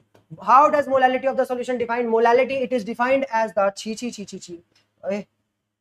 it is defined as the number of moles of solute present in a 1 kg of, क्या कोई दिक्कत, 1 kg ऑफ सॉल्वेंट के अंदर, वहां पे 1 लीटर ऑफ सॉल्यूशन की बात होती थी, यहाँ पे 1 kg ऑफ सॉल्वेंट की बात होती है। क्या कहीं पर भी हमारे पास वॉल्यूम की बात हो रही है, नहीं। तुम खुद सोचो, हमारे पास मोलालिटी का स्मॉल m का फॉर्मूला क्या हो गया, number of moles of solute present in a mass of solvent in kgs। मास की बात हो रही है, वॉल्यूम की बात नहीं हो रही। That's why this term is volume independent. Volume independent तो ये टेम्परेचर भी इंडिपेंडेंट। क्या कोई दिक्कत? SI यूनिट की बात करूं तो मेरे पास क्या होती है, नंबर ऑफ मोल्स को हम लोग मेजर करते हैं मोल में, इसको मेजर करते हैं केजी में, तो ये हो गया मोल पर केजी। इसको हम लोग मोल केजी इनवर्स भी लिख सकते हैं, मोल केजी इनवर्स की जगह पे हम लोग इसको मोलल भी लिख सकते हैं। क्या कोई दिक्कत? इजी है। यानी मैंने तुम्हारे को क्या बोला, it is defined as the number of moles of solute present in 1 kg of solvent. निकालेंगे कैसे, निकालेंगे हम लोग नंबर ऑफ मोल्स अपॉन में मास ऑफ सॉल्वेंट इन केजेस। छी यार छी, सब कुछ वही है, सब कुछ वही है, सब कुछ वही है, सब कुछ वही। अब तुम्हारे को फॉर्मुलाज और कैसे कैसे खोल के दे देंगे, तुम लोग होशियार हो। तुम्हारे को पता है मोलालिटी का फॉर्मुला क्या है, नंबर ऑफ मोल्स अपॉन में mass of solvent in kgs. Number of moles की जगह तुम्हारे को वेट गिवन मास अपॉन में मोलर मास इनटू में मास ऑफ सॉल्वेंट इनटू में केजीस। क्या कोई दिक्कत? ये सॉल्वेंट का मास है, हमारे पास हमारा जो सॉल्यूट पार्टिकल हम लोगों ने ऐड करा उसका मोलर मास है। अगर तुम्हारे को कल को ये ग्राम में दे रखा है तो तुम लोगों को और मोलालिटी का फॉर्मुला क्या हो सकता है, गिवन मास अपॉन में मोलर मास इनटू में मास इन ग्राम। इसको कन्वर्ट करने के लिए केजी में 1000 से डिवाइड करेंगे और फिर वो ऊपर आकर के मल्टीप्लाई हो जाएगा 1000। क्या कोई दिक्कत? इजी है यानी, इजी है यानी। और इसके अंदर ऐसे नहीं है डाइल्यूशन वैल्यूशन जैसा कोई सिस्टम नहीं है, वो तो वॉल्यूम के अंदर आता था जब हम लोग वो वाला मोलारिटी वाला पार्ट पढ़ते थे। इसके अंदर ऐसा कुछ नहीं है, सिंपल सी बात है। अगर मैं तुमसे बोलूं कि मेरे पास 2 मोलल ग्लूकोज सॉल्यूशन दे रखा है, glucose solution, glucose aqua solution दे रखा है, तो इसका मतलब मेरे पास क्या, अभी हम लोग देखो 2 मोलल ग्लूकोज, 2 मोलल का मतलब क्या कि 2 मोल्स ऑफ ग्लूकोज प्रेजेंट है, 2 मोल्स ऑफ ग्लूकोज प्रेजेंट है in 1 kg of salt, 1 kg of salt. कहीं से मुश्किल है? यही तो होता है, the number of moles of solute, the number of moles of solute present in 1 kg of solvent is known as. क्या कोई दिक्कत? इजी है यानी। आगे बढ़े आगे बढ़े आगे बढ़े आगे बढ़े। ये सब हम लोगों ने पढ़ लिया। जो मोलालिटी होती है वो इंडिपेंडेंट होती है टेम्परेचर पे, टेम्परेचर से कोई इफेक्ट नहीं पड़ता, because change in temperature leads to change in volume and molality does not depend on volume. Blah blah blah. चलो क्वेश्चन करते हैं, फटाफट क्वेश्चन करेंगे। तुम्हारे को बोला गया 745 gram of KCl was dissolved in 100 gram of water, calculate the molality of the solution. छी छी छी छी छी, ये कोई क्वेश्चन है? ये कोई क्वेश्चन है? तुम्हारे को क्वेश्चन क्या कह रहा है, ध्यान से सुनने की कोशिश करना। क्वेश्चन तुम्हारे को नीचे स्क्रीन के ऊपर दिखाई दे रहा होगा, हाँ कि ना, छोटा सा। अब क्वेश्चन हमारे को कह रहा है भाई कि हमारे पास given weight given mass of जो KCl है वो कितना है, वो हमारे पास 7.45 ग्राम। क्या कोई दिक्कत? मोलर मास निकालना चाहूँ तो पोटेशियम का हमारे पास होता है 40 और Cl का हमारे पास होता है 35.5। तुम लोग गूगल पे चेक करोगे ना तो तुम्हारे को K का दिखाएगा 39.9 समथिंग कुछ दिखाता है। अब तुम लोग इसको सीधा सीधा रफली क्या कर ले, तो 40 लिख ले, तो ये मेरे पास क्या हो गया, ये मेरे पास हो गया 75.5। क्या कुछ गलत का मैंने, ये तो गलती हो गई। चलो इसको क्वेश्चन को ना इजी करने के लिए, ताकि तुम्हारे को इजी हो जाए क्वेश्चन, ठीक है, इसके लिए हम लोग क्या कर लेते हैं, इसके लिए हम लोग एक खेल कर लेते हैं, इसको ना 75.5 ले लेते हैं। ए मास्टर चोर है हमारा, मास्टर चोर है हमारा, मास्टर चोर है हमारा। अरे तुम्हारे को इजी हो जाएगा, क्वेश्चन करने से मतलब रखो ना, 75.5 ले लेते हैं, अरे इजी हो जाएगा क्वेश्चन, 75.5 7.55 ले लेते हैं। अब मेरी बात ध्यान से सुनने की कोशिश करो। अब तुम्हें पता है अगर मुझे मोल्स निकालने, नंबर ऑफ मोल्स निकालने के लिए हम लोग क्या करते हैं, given mass upon molar mass 755 upon में 75.5, पॉइंट हटाया 100 लगाया, पॉइंट हटाया 10 लगाया, एक जीरो से एक जीरो उड़ाया, इससे इसको काटा 1 आया, आंसर 0.1 मोल्स आ गया। क्या आ गया, 0.1 मोल्स। क्या कोई दिक्कत, नंबर ऑफ मोल्स आ गए। अब तुम्हारे को पता है मोलालिटी निकालने के लिए हम लोग क्या करते हैं, नंबर ऑफ मोल्स अपॉन में mass of the solution, mass of the solvent in kgs. Number of moles हमारे पास कितने, 0.1 मोल्स अपॉन में मास कितना दे रखा है सॉल्वेंट का, 100 ग्राम। ग्राम को अगर केजी में कन्वर्ट करना है तो 1000 से डिवाइड करना पड़ेगा, 1000 से डिवाइड करेंगे तो हमारे पास कितना आ जाएगा, ये कटा 10, ऊपर जाकर रेसिप्रोकल हो जाएगा 0.1 इंटू में 10, आंसर हमारे पास क्या आ गया 1। मोलालिटी कितनी आ गई, मोलालिटी हमारे पास आ गई 1 मोलर। कोई दिक्कत, 1 मोलर लिखो, 1 मोल पर केजी लिखो, कुछ भी लिख सकते हो, क्या कोई दिक्कत, इजी है या नहीं। आगे बढ़ते हैं हम लोग, आगे बढ़ते हैं, हम लोगों ने क्वेश्चन कर लिया। ये देखो, ओए देखा इन्होंने, वो देखो इन्होंने 39 ले लिया, सो इजी, 39 ले लिया, इनका भी 74.5 आ गया। बहुत इजी है, बहुत इजी है, ये वाला तरीका भी बहुत इजी है, और आंसर हमारा सेम ही आ रहा है। इसे कहते हैं होशियारी। अब मास 39 ले या 40 ले पेपर में, तुम दोनों में से कोई सा भी ले सकते हो, क्वेश्चन के ऊपर डिपेंड करता है। बहुत इजी था, अगर 39 ले लेते हैं हमारा क्वेश्चन और इजी हो जाता। क्या बात है मानशो, very nice very nice very nice. अब नॉर्मलिटी की टर्म थोड़ा सा रुक करके पढ़ते हैं, सांस ले लो, जाकर के पानी पी कर आ जाओ। अब बिना टाइम वेस्ट करें हम लोग अपनी अगली कॉन्सेंट्रेशन टर्म की तरफ चलते हैं। अगली कॉन्सेंट्रेशन टर्म हमारे पास कौन सी, अगली कॉन्सेंट्रेशन टर्म हमारे पास नॉर्मलिटी। अब नॉर्मलिटी समझने की कोशिश करना, नॉर्मलिटी ना आधे से ज्यादा बच्चे नॉर्मलिटी में अटकते हैं, आधे से ज्यादा बच्चे नॉर्मलिटी में अटकते हैं। अब नॉर्मलिटी समझते हैं। नॉर्मलिटी को पढ़ने से पहले, नॉर्मलिटी तुम्हारे को बहुत ढंग से पढ़ाऊंगा, उसको पढ़ने से पहले दो टर्म्स को मैं बता रहा हूँ, दोनों टर्म्स को ध्यान से समझने की कोशिश करो। सबसे पहले हमारे पास आता है इक्विवेलेंट मास। क्या आता है, इक्विवेलेंट मास। असलियत में इक्विवेलेंट मास निकालते कैसे, इसको समझने की, और तुम कहोगे इसकी जरूरत क्या है और कहां से आ गया, नॉर्मलिटी के अंदर इक्विवेलेंट मास की जरूरत पड़ती है।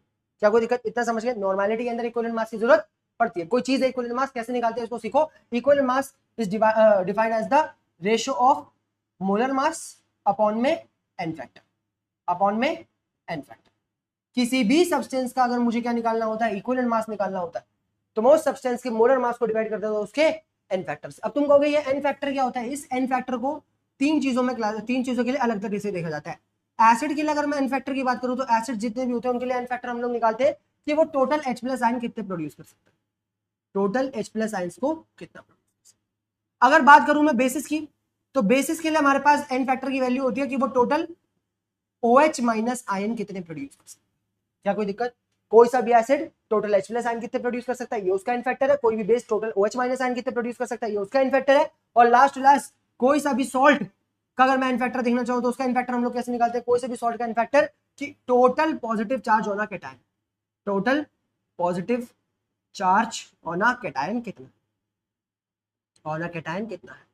थोड़ा सा समझने की कोशिश करते हैं। जैसे मान लो मैं तुमसे बोलूं कि मेरे पास H2SO4 है, मुझे एक बात बताओ ये एसिड है, हाँ कि ना, क्यों, क्योंकि H प्लस रिलीज करेगा। अगर इसको तोड़ूंगा तो मेरे पास क्या आएगा, ये मेरे पास आएगा H प्लस और साथ में मेरे पास आएगा SO4 माइनस 2।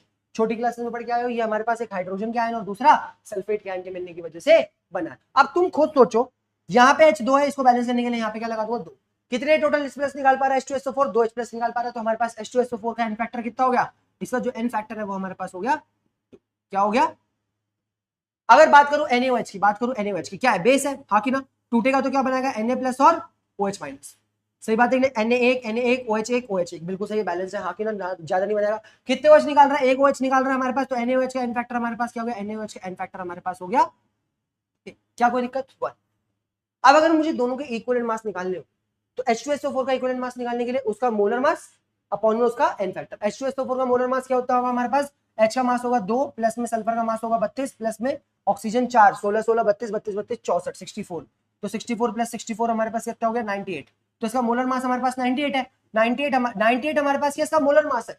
अगर मुझे इसका इक्विवेलेंट मास निकालना तो क्या करूंगा, 98/2 इसका मोलर मास अपॉन में एन फैक्टर, तो हमारे पास आ जाएगा 49। मतलब अगर मेरे को इसके H2SO4 के इक्विवेलेंट मास की बात करो तो मेरे पास कितना आ जाएगा, वो मेरे पास आ जाएगा 49। कैसे निकाला 98/2 करके, अभी सीखेंगे, अभी सब सीखेंगे। बस तुम एन फैक्टर निकालना सीखो कि मैंने तुम्हारे को बोला कि कोई नई सी चीज है, कोई नया सा मास है जिसको हम लोग इक्विवेलेंट मास कहते हैं। निकालने के लिए क्या करते हैं, मोलर मास अपॉन में एन फैक्टर। और एसिड के लिए एन फैक्टर होता है कि वो टोटल H प्लस कितने निकाल पा रहा है, बेसिस के लिए होता है कि वो टोटल OH माइनस कितने निकाल पा रहा है। और बात कर लेते हैं किसी सॉल्ट की। सॉल्ट कैसे निकालते हैं हम लोग, लेते हैं मान लो Na2SO4।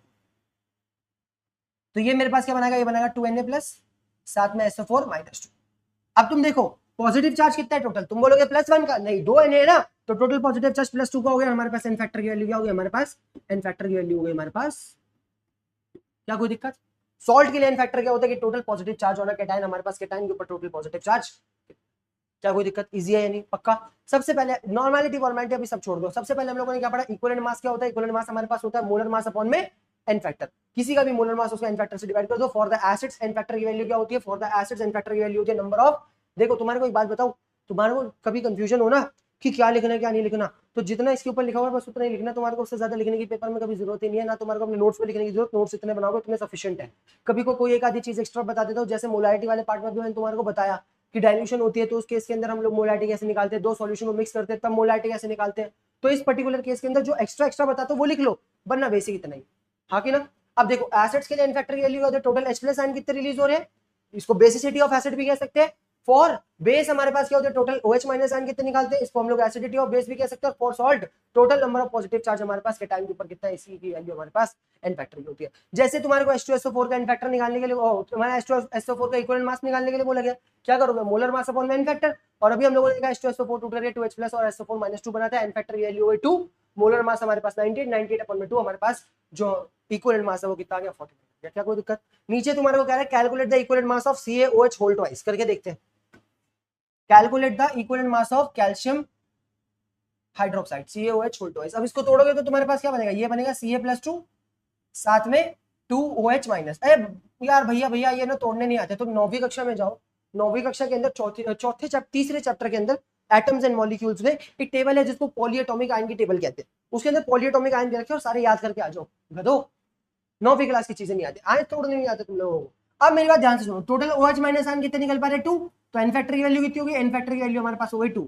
इसका टोटल मास निकालेंगे तो कैल्शियम का मास होता है 40, मोलर मास निकालने के लिए 40, ऑक्सीजन 2 है 32 प्लस में 2, क्या कोई दिक्कत। ये हमारे पास हो गया 40 प्लस 30 74 हो गया, 74 हमारे पास क्या इसका मोलर मास है। अब हमारे पास इक्विवेलेंट मास निकालने के लिए क्या करते हैं, इक्विवेलेंट मास निकालने के लिए हम लोग मोलर मास 74 अपॉन में एन फैक्टर कर देते हैं, दोनों डिवाइड होकर के आंसर आ गया हमारे पास 30 30 30 30 37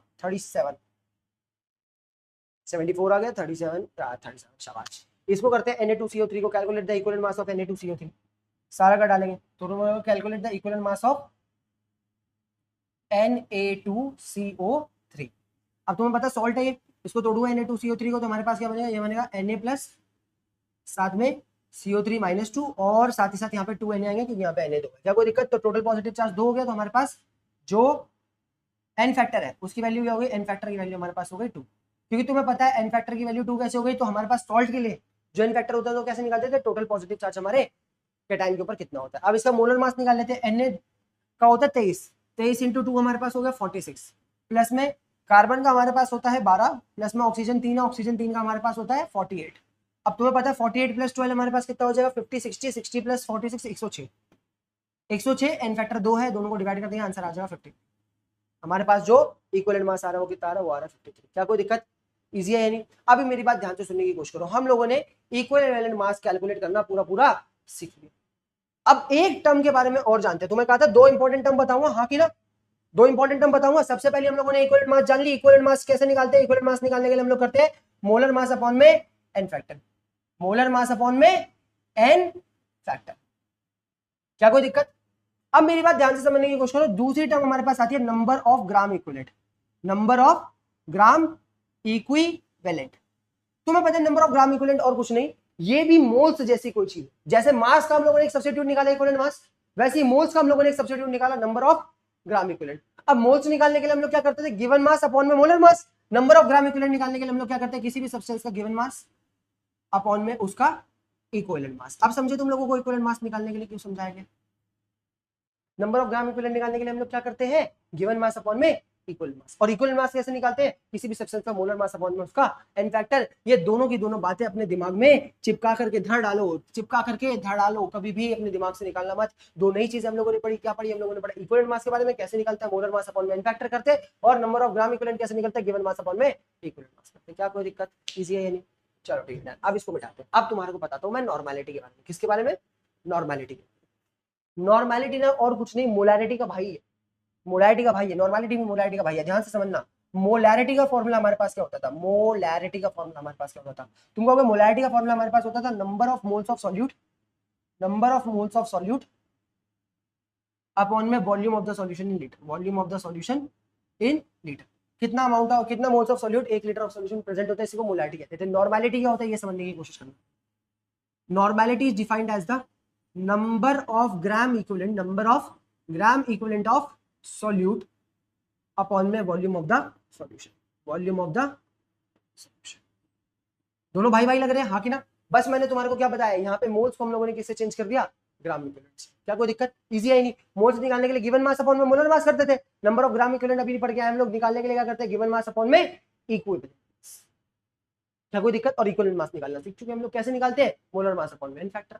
यही होता है हमारे पास। What is normality? Normality is defined as the number of gram equivalent of solute present in 1 litre of solution. अगर मैं तुम्हारे को सीधा छूटते साथ ही नॉर्मेलिटी बता देता, number of gram equivalent in number of gram equivalent of the solute present in 1 litre of solution, तुम कहते हो ये क्या पढ़ा दिया मास्टर ने हमारे को। लेकिन अब तुम्हारे को पता है नंबर ऑफ ग्राम इक्विवेलेंट निकालने के लिए हम लोग क्या करते हैं? नंबर ऑफ ग्राम इक्विवेलेंट निकालने के लिए given mass of the substance upon में equivalent mass of the substance, और इक्विवेलेंट मास निकालने के लिए मोलर मास अपॉन में n फैक्टर करते हैं। क्या कोई दिक्कत? सही बात है कि नहीं?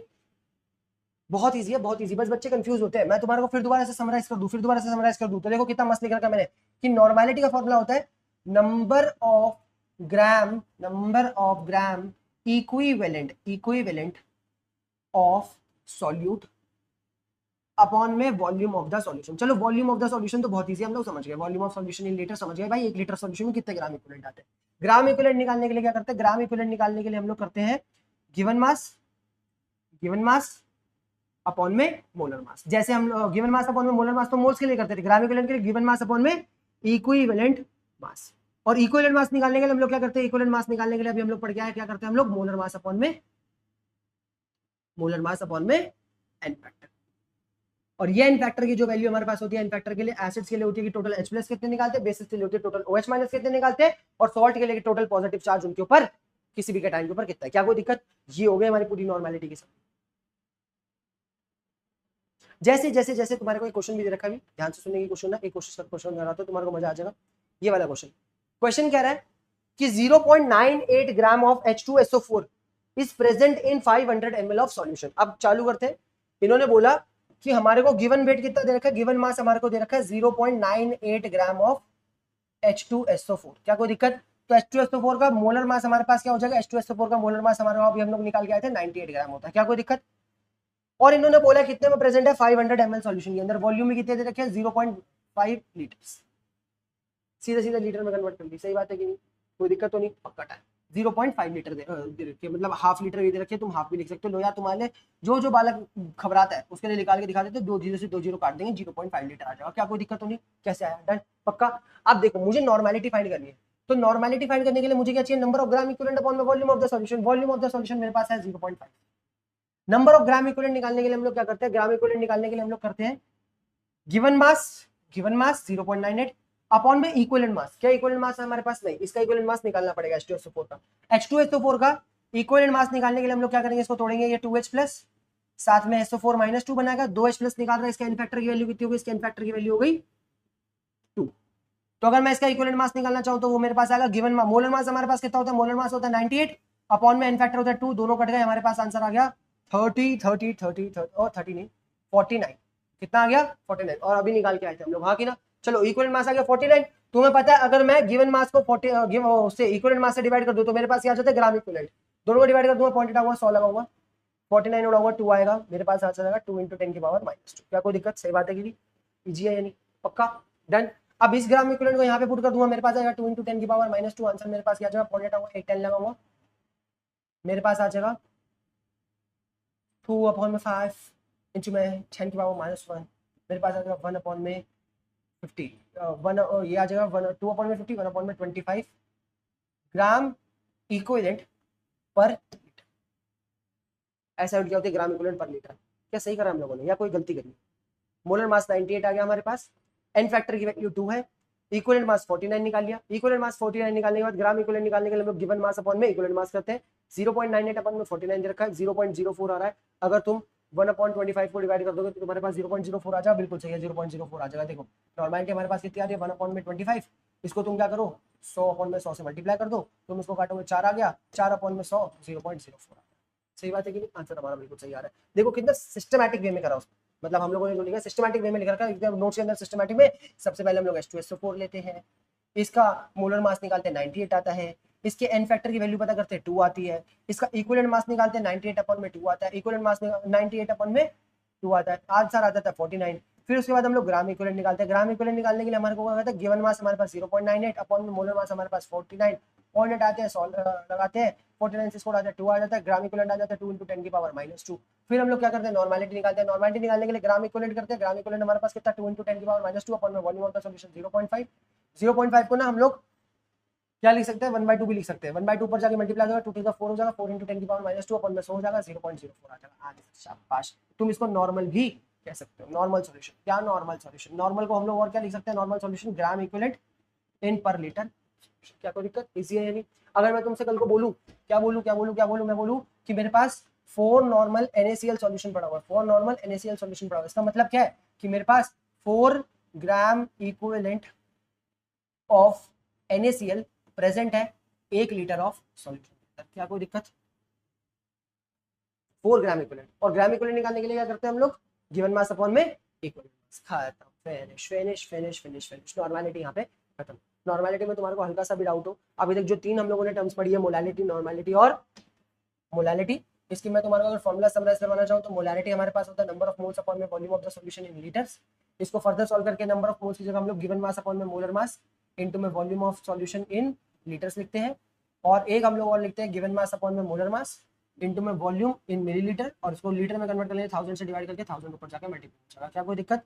और हम लोग क्या लिखते हैं, अगर मैं सॉल्यूशन को डाइल्यूट करता हूं तो हम लोग लगाते हैं m1v1 = m2v2, और अगर दो अलग अलग सॉल्यूशन को मिक्स करता हूं तो मेरे पास आ जाता है m0v1 + v2 = m1v1 प्लस में m2v2, जहां पे m1v1 हमारे पास जो सॉल्यूशन हम लोगों ने मिक्स करे उनकी मोलैलिटी, v1v2 उनका वॉल्यूम, और m0 हमारे पास पूरे सॉल्यूशन की मोलैलिटी जो हमारे पास एट द एंड आएगी। क्या कोई दिक्कत? इसके बाद हम लोग मोलैलिटी पढ़ते हैं। Molality small m is defined as the number of moles of solute present in a mass of solute per kg of solvent. इसको सॉल्व करने के लिए गिवन मास अपॉन में मोलर मास इनटू में मास ऑफ सॉल्वेंट, और अगर ग्राम में कल को दे रखा हो तो हम लोग क्या करते हैं गिवन मास अपॉन में मोलर मास इनटू में mass of solution in gram upon में 1000 करेंगे, केजी में कन्वर्ट करेंगे तो 1000 ऊपर जाकर मल्टीप्लाई हो जाएगा। क्या कोई दिक्कत? इसके बाद हम लोगों ने नॉर्मलिटी पढ़ी। नॉर्मलिटी निकालने के लिए हम लोग क्या करते हैं number of gram equivalent of solute, number of gram equivalent of solute upon में volume of solution in litres, और साथ ही साथ ग्राम इक्विवेलेंट को निकालने के लिए हम लोग क्या करते हैं ग्राम इक्विवेलेंट को निकालने के लिए हम लोग करते हैं गिवन वेट अपॉन में इक्विवेलेंट मास इनटू में वॉल्यूम ऑफ द सॉल्यूशन। हाँ कि ना? अब इक्विवेलेंट मास को निकालने के लिए हम लोग और क्या कर सकते हैं, इक्विवेलेंट मास को निकालने के लिए हम लोग करते हैं मोलर मास अपॉन में एन फैक्टर ऊपर जाके मल्टीप्लाई हो जाएगा। देखो यहाँ पर मैं इक्विवेलेंट मास को क्या लिख सकता हूँ मोलर मास अपॉन में एन फैक्टर ऊपर जाके मल्टीप्लाई हो जाएगा, मोलर मास इनटू में volume of the solution in litres. ये फार्मूला तुम लोग लगा सकते हो, where W is the given mass of the solute, N is the n factor, molar mass of the solute और वॉल्यूम ऑफ द सॉल्यूशन। क्या कोई दिक्कत?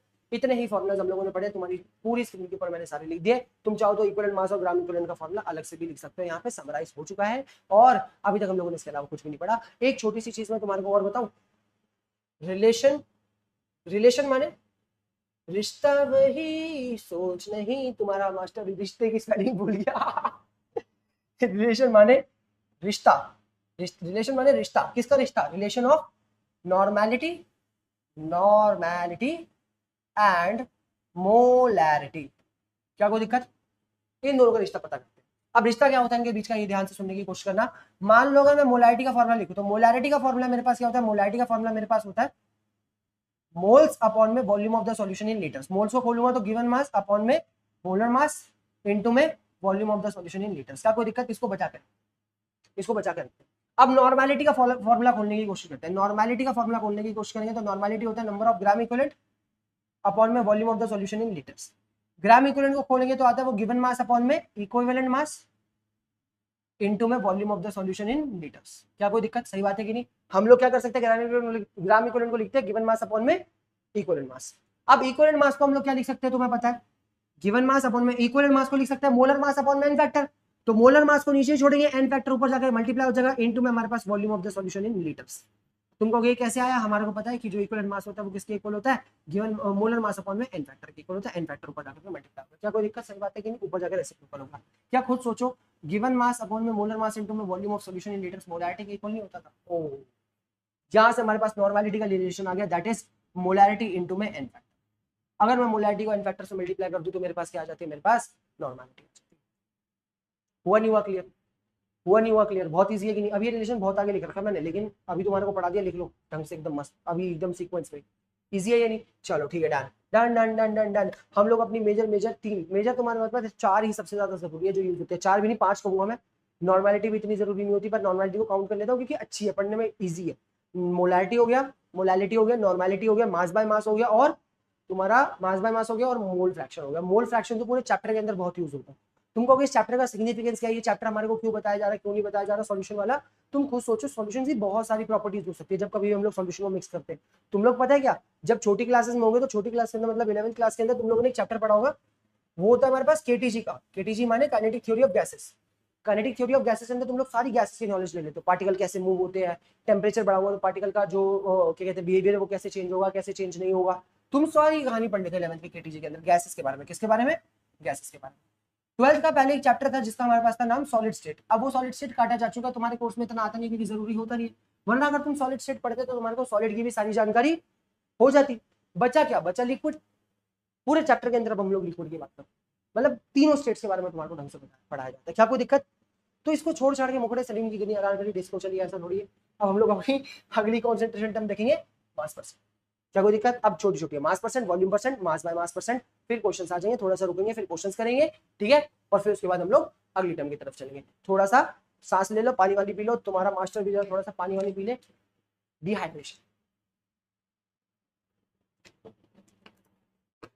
हाँ, अब मेरी बात ध्यान से समझना। अब हमारे पास जो अगली कॉन्सेंट्रेशन टर्म निकल के आती है वो हमारे पास आती है मास by mass percentage. Mass by mass percentage. अब इसे समझने की कोशिश करो कि मास बाय मास परसेंटेज हमारे पास होती क्या। मान लो कि मैंने क्या बोला, मैंने बोला कि मेरे पास एक बीकर है, इस बीकर के अंदर मैंने क्या मिलाया, मैंने मिलाया 80 ग्राम वाटर, और इसके अंदर मैंने मिलाया 20 ग्राम नमक। क्या मिलाया? 20 ग्राम नमक, 20 ग्राम NaCl। अब मैं क्या बोलता हूं, मैंने बोला टोटल सॉल्यूशन का मास कितना होगा। तुम्हें पता है सॉल्यूशन का मास निकालने के लिए मैं क्या करूंगा, सॉल्वेंट प्लस सॉल्यूट का मास। तो टोटल सॉल्यूशन का मास मेरे पास आ रहा है 100 ग्राम। 100 ग्राम। क्या कोई दिक्कत? अब एक बात बताओ, मैं तुमसे पूछूं कि पूरे सॉल्यूशन में से कितना परसेंट हमारे पास हमारा सॉल्यूट है, तो तुम कहोगे 20%। पूरा सॉल्यूशन 100 ग्राम का 20% हमारे पास कितना मिक्स हो रखा है, 20% हमारा सॉल्यूट मिक्स हो रखा है। इसी चीज को हम लोग मास बाय मास परसेंटेज कहते हैं। Mass by mass percentage is defined as a percentage of solute dissolve in a solution. कितना परसेंट ऑफ पूरे सॉल्यूशन का हमारा सॉल्यूट कैरी करता है, इसी चीज को हम लोग मास बाय मास परसेंटेज कहते हैं। निकालने का फॉर्मूला हमारे पास क्या होता है, ये होता है मास ऑफ सॉल्यूट। तुम्हें पता है परसेंटेज कैसे निकालते हैं, मास ऑफ सॉल्यूट अपॉन में मास ऑफ सॉल्यूशन इनटू में 100। क्या कोई दिक्कत? कहीं से मुश्किल है क्या? मास बाय मास परसेंटेज सिर्फ और सिर्फ हम लोग सॉल्यूट की फाइंड कर, सॉल्वेंट की भी फाइंड कर सकते हैं भाई।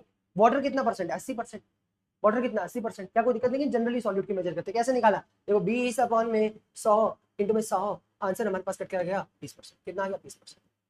मैं तुम्हारे को बोलूं, अब मैं तुम्हारे को बोलूं कि मेरे पास 20% NaCl एक्वस, मेरे पास 20% मास by mass, 20% mass by mass NaCl का एक्वा सॉल्यूशन। तो इसका मतलब क्या है? इसका मतलब है कि मेरे पास 20 ग्राम ऑफ NaCl डिसॉल्व हो रखा है इन 100 ग्राम ऑफ सॉल्यूशन। क्या कोई दिक्कत? 100 ग्राम ऑफ सॉल्यूशन। पूरे सॉल्यूशन में से कितना परसेंट हमारे पास हमारा सॉल्यूट डिसॉल्व हो रखा है, इसी चीज को हम लोग क्या कहते हैं, मास बाय मास परसेंटेज। बहुत बहुत बहुत बेशुमार आसान है। मैं तुम्हारे को एक और थोड़ा सा एग्जांपल देता हूं। मान लो मैं थोड़ी सी ना कैलकुलेशन चेंज करता हूं, इसको ले लेता हूं 60 ग्राम और इसको ले लेता हूं 240 ग्राम। अब बताओ परसेंटेज। पहले तो बहुत इजी था, अब तो बता दी। अब तुम लोग सॉल्यूशन का मास जो मेरे पास आएगा, सॉल्यूशन का मास मेरे पास आएगा 240 प्लस 60, 300 ग्राम। 300 में से 60 कितना परसेंट होगा? अब तुम्हारे को दिक्कत है, तुम नहीं निकाल सकते क्योंकि तुम लोग मैथ्स के भिखारी हो। हाँ कि ना? भीख मांगते हो, एक मुझे कोसाइन थीटा दे दे, एक मुझे साइन थीटा दे दे। अब मेरी बात ध्यान से सुनो, इस केस के अंदर हम लोग क्या करेंगे, परसेंटेज निकालने के लिए गिवन मास ऑफ सॉल्यूट हमारे पास कितना 60, सॉल्यूशन का मास कितना 300 इंटू में 100 कर देंगे और दोनों को डिवाइड करके 100 काटेंगे, ये हमारे पास आ गया कितना परसेंट, ये हमारे पास आ गया 20%। इसका भी आंसर हमारे पास 20% NaCl aqueous solution mass by mass NaCl solution. का मतलब क्या है कि 20 ग्राम ऑफ NaCl डिसॉल्व हो रखा है 100 ग्राम ऑफ सॉल्यूशन के अंदर। अब तुम खुद सोचो 100 ग्राम के अंदर अगर 20 है, 100 ग्राम के अंदर अगर 20 है तो 300 ग्राम के अंदर 60 नहीं होगा? अभी भी परसेंटेज सेम ही आ रही है, 20% सेम पिछले क्वेश्चन जैसे, हाँ कि ना। 20% मास बाय मास भी लिखता है कोई, वेट बाय वेट भी लिखता है। NaCl एक्वा सॉल्यूशन का मतलब क्या है कि हमारे पास 20 ग्राम ऑफ NaCl डिसॉल्व है 100 ग्राम ऑफ सॉल्यूशन में, मतलब ये स्टेटमेंट हमेशा ट्रू है, हाँ कि ना। तुम्हारे को डिकोड करने भी आ गई। अब देखो इसके अगली जो टर्म्स है ये भी हम लोगों ने लिख दी। अच्छा, नॉर्मेलिटी जो अभी हम लोग पढ़ के आए हैं, क्या वो वॉल्यूम के ऊपर डिपेंड करती है? हाँ करती है, तो वो टेम्परेचर के ऊपर भी डिपेंड करेगी। मास परसेंटेज हमारे टेम्परेचर के ऊपर डिपेंड नहीं करती, दोनों के दोनों में मास आ रहा है, हाँ कि ना। क्या होता है mass percentage? It is defined as the amount of solute present in 100 gram of solution. क्या बोला मैंने? Amount of solute present in 100 gram of solute, या the percentage, the percent of amount of solute present in a solution. क्या कोई दिक्कत? पूरे solution में से कितना परसेंट हमारे पास सॉल्यूट है, इसी को हम लोग मास बाय मास परसेंटेज कहते हैं। Denoted by W/W, wait by wait से डिनोट करते हैं। और एस यूनिट लेस होता है, परसेंटेज की कोई यूनिट थोड़ी होती है, does not depend on the temperature. और 5% वेट बाय वेट का मतलब क्या है? 5 ग्राम of solute 100 gram of solution में डिसॉल्व हो रखा है। क्या कोई दिक्कत? कहीं से मुश्किल? वॉल्यूम परसेंटेज थोड़ी सी अलग हो जाती है। वॉल्यूम बाय वॉल्यूम परसेंटेज के अंदर हम लोग सॉल्यूट और सॉल्यूशन दोनों को किस में मेजर करते हैं? वॉल्यूम, और कुछ भी नया नहीं, और कुछ भी नया नहीं, दोनों को किस में मेजर करा? वॉल्यूम और वॉल्यूम। और मास बाय वॉल्यूम के अंदर सॉल्यूट का मास में डालते हैं, और हमारे पास जो सॉल्यूशन है उसको किस में डालते हैं? हम लोग वॉल्यूम में डालते हैं, और इसको ml में लेते हैं, हमेशा ये बात याद रखना। और कुछ नहीं। शिट भाई, बहुत इजी है, बहुत बहुत बहुत इजी है, बेशुमार इजी है, हाँ कि ना? सही बात है कि नहीं? अब देखो तुम्हारे सामने मैं कुछ क्वेश्चंस खोल दे रहा हूँ, हाँ ये सारे क्वेश्चंस हैं, इनका स्क्रीनशॉट लो, इनको तुम लोग घर से सॉल्व करोगे। इसकी एक अलग से वीडियो डालूंगा, साथ साथ अगली वीडियो के अंदर हम लोग पीपीएम, पीपीबी और मोल फ्रैक्शन भी, अगली वीडियो नहीं मतलब इसके साथ आगे कंपाइल करूंगा, हाँ कि ना। अब कुछ लास्ट कॉन्सेंट्रेशन टर्म्स हमारे पास आ चुकी है। इससे पहले अभी तक हम लोग कौन कौन सी कॉन्सेंट्रेशन टर्म पढ़ चुके हैं? अभी तक हम लोग पढ़ चुके हैं, हम लोगों ने सबसे पहले मोलैरिटी पढ़ी, मोलैरिटी के बाद हम लोगों ने मोलैलिटी पढ़ी, मोलैलिटी के बाद हम लोगों ने नॉर्मेलिटी पढ़ी, नॉर्मेलिटी के बाद हम लोगों ने वेट बाय वेट परसेंटेज पढ़ी, wait by weight mass by मास, फिर हम लोगों ने वॉल्यूम बाय वॉल्यूम परसेंटेज पढ़ी, फिर हम लोगों ने वेट बाय वॉल्यूम परसेंटेज पढ़ी, जिसमें से इन दोनों का यूज हमारे पास थोड़ा सा कम होता है। ये हमारे पास टेम्परेचर डिपेंडेंट होती है, ये टेम्परेचर डिपेंडेंट नहीं होती, ये टेम्परेचर डिपेंडेंट होती है, ये टेम्परेचर डिपेंडेंट होती है, और ये भी टेम्परेचर डिपेंडेंट होती है। कोई सी भी ऐसी कॉन्सेंट्रेशन टर्म जिसके अंदर वॉल्यूम इंक्लूड होती है वो हमारे पास टेम्परेचर डिपेंडेंट होती है, वो टेम्परेचर के चेंज होने से चेंज हो जाती है। क्योंकि जिन 4 कॉन्सेंट्रेशन टर्म्स में मैंने टिक करा है, यहां पर ये सारी की सारी किससे एसोसिएटेड होती है? ये एसोसिएटेड होती है हमारे पास वॉल्यूम से। अगर मैं टेम्परेचर चेंज करूंगा, अगर मैं टेम्परेचर चेंज करूंगा, तुम्हें पता है किसी भी बॉडी की वॉल्यूम चेंज हो जाती है, पता है क्यों? क्योंकि अगर मैं टेम्परेचर बढ़ाऊंगा तो पार्टिकल के बीच का मोशन बढ़ जाएगा, वॉल्यूम एक्सपैंड कर जाएगी। अगर मैं टेम्परेचर घटाऊंगा तो वॉल्यूम कॉन्ट्रैक्ट कर जाएगी। मतलब टेम्परेचर के चेंज होने से वॉल्यूम चेंज हो जाती है, और वॉल्यूम के चेंज होने की वजह से इन चारों की चारों कॉन्सेंट्रेशन टर्म पे फर्क पड़ जाता है।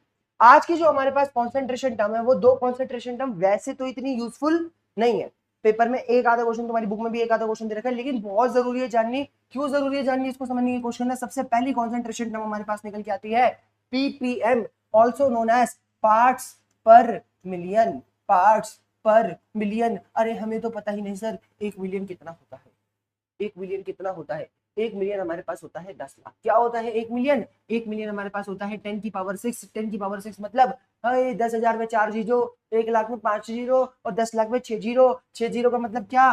10 लाख।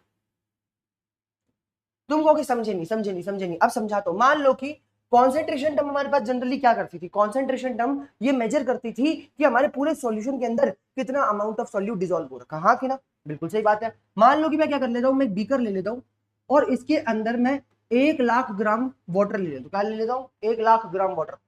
1 लाख नहीं, 10 लाख ग्राम। तो 10 लाख ग्राम मैंने क्या ले लिया? 10 लाख ग्राम मैंने वाटर ले लिया, और इसके अंदर क्या करता हूं? इसके अंदर मैं ला करके 2 ग्राम NaCl ऐड कर देता हूं। तुम्हें ये तो मास्टर बड़ा पागल है। सॉल्यूशन कितना बना? सॉल्यूशन मेरे पास बना 10 लाख 2 ग्राम का। ये मेरे पास क्या है? ये मेरे पास सॉल्यूशन का मास है। मैंने तुम्हारे को क्या बोला? मैंने बोला कि मैंने एक सॉल्यूशन लिया, मतलब मैंने एक सॉल्वेंट लिया। सॉल्वेंट कितना लिया मैंने? वाटर कितना लिया? मेरे पास 10 लाख ग्राम, और 10 लाख ग्राम के अंदर मैंने सिर्फ 2 ग्राम NaCl ला करके ऐड कर। सोचो इतने बड़े सॉल्वेंट के अंदर मैंने कितना कम अमाउंट ऑफ सॉल्यूट ला करके ऐड करा। और हमेशा तुम्हें पता है पीपीएम या पीपीबी जैसी कॉन्सेंट्रेशन टर्म्स यूज ही तभी होती है जब मैं बहुत छोटा अमाउंट ऑफ सॉल्यूट मेजर कर रहा हूं तो किसी बहुत बड़े अमाउंट ऑफ सॉल्वेंट के अंदर, मतलब मिलाई जाने वाली चीज बहुत बहुत बहुत कम है और जिसके अंदर मिलाई जा रही है वो बहुत ज्यादा है। अब तुम कहोगे क्या यूज, अब मान लो अगर मैं तुम्हारे को यहाँ पे वेट बाय वेट परसेंटेज निकालने के लिए बोल देता, मास बाय मास परसेंटेज निकालने के लिए बोल देता, तो तुम क्या करते, मास ऑफ सॉल्यूट मेरे पास कितना 2 ग्राम, मास ऑफ सॉल्यूशन मेरे पास कितना 10 लाख 2 ग्राम इनटू में 100। सोचो इस वैल्यू को सॉल्व करना कितना मुश्किल है।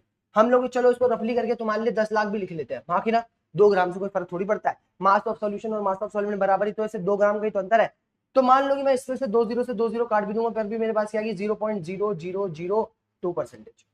कितनी कम परसेंटेज है, मतलब इसको सॉल्व करना कहीं ना कहीं कितना ज्यादा टिपिकल है और इसको समझ पाना भी बड़ा मुश्किल है कि क्या कितना होगा हमारे पास। क्या तुम इसको डिकोड करके बता सकते हो 2 gram of mass in this how much solution, नहीं बताया जा सकता। इस चीज को डिकोड करना बहुत मुश्किल है। इस पूरे केस का जो मास बाय मास परसेंटेज है उसको फाइंड करना ही बहुत मुश्किल है, बच्चों के लिए बड़ा टिपिकल है, उसको डिकोड करना भी बड़ा ज्यादा टिपिकल हो गया। इसी वजह से हम लोगों ने एक नई कॉन्सेंट्रेशन टर्म बनाई, जिस कॉन्सेंट्रेशन टर्म का नाम क्या होता है, जिस कॉन्सेंट्रेशन टर्म का नाम होता है पार्ट्स पर मिलियन। ये और कुछ नहीं है ये वेट बाय वेट परसेंटेज ही, सेम फॉर्मूला ही चलता है, बस पीपीएम के अंदर चेंज क्या हो जाता है। हम लोग वहां पे मास ऑफ सॉल्यूट लेते थे, हम लोग यहाँ पे भी मास ऑफ सॉल्यूट लेते, अपॉन में हम लोग वहां पे मास ऑफ सॉल्यूशन लेते थे, हम लोग यहाँ पे भी मास ऑफ सॉल्यूशन ही लेते हैं, बस वहां पर 100 से मल्टीप्लाई करते थे, यहाँ पर हम लोग कैसे मल्टीप्लाई करते थे 10 की पावर 6। अब तुम कहोगे इसका यूज क्या हुआ, इसको समझाने की कोशिश करते हैं। जो अभी रिसेंट हम लोगों ने एग्जांपल लिया था कि जिसके अंदर मैंने क्या कहा था, एक बीकर के अंदर 10 लाख ग्राम ऑफ 10 की पावर 6 ग्राम ऑफ वाटर ले लिया था और इसके अंदर क्या कर रहा था 2 ग्राम ऑफ NaCl ऐड कर रहा था, हाँ कि ना।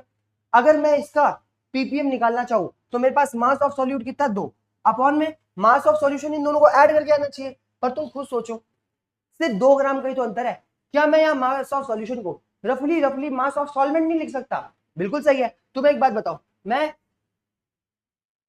10 लाख 2 ग्राम लिखूं, बिल्कुल सही है, 1 2 3 4 5 बिल्कुल सही है, 10 लाख 2 ग्राम लिखूं, या फिर सीधा सीधा 10 लाख ही लिख दूं, 2 ग्राम से कोई अंतर थोड़ी पड़ता है, 2 ग्राम से कोई भी फर्क नहीं पड़ता। और देखा गलती इसमें गलती होगी, सीधा सीधा 10 लाख लिख दूं।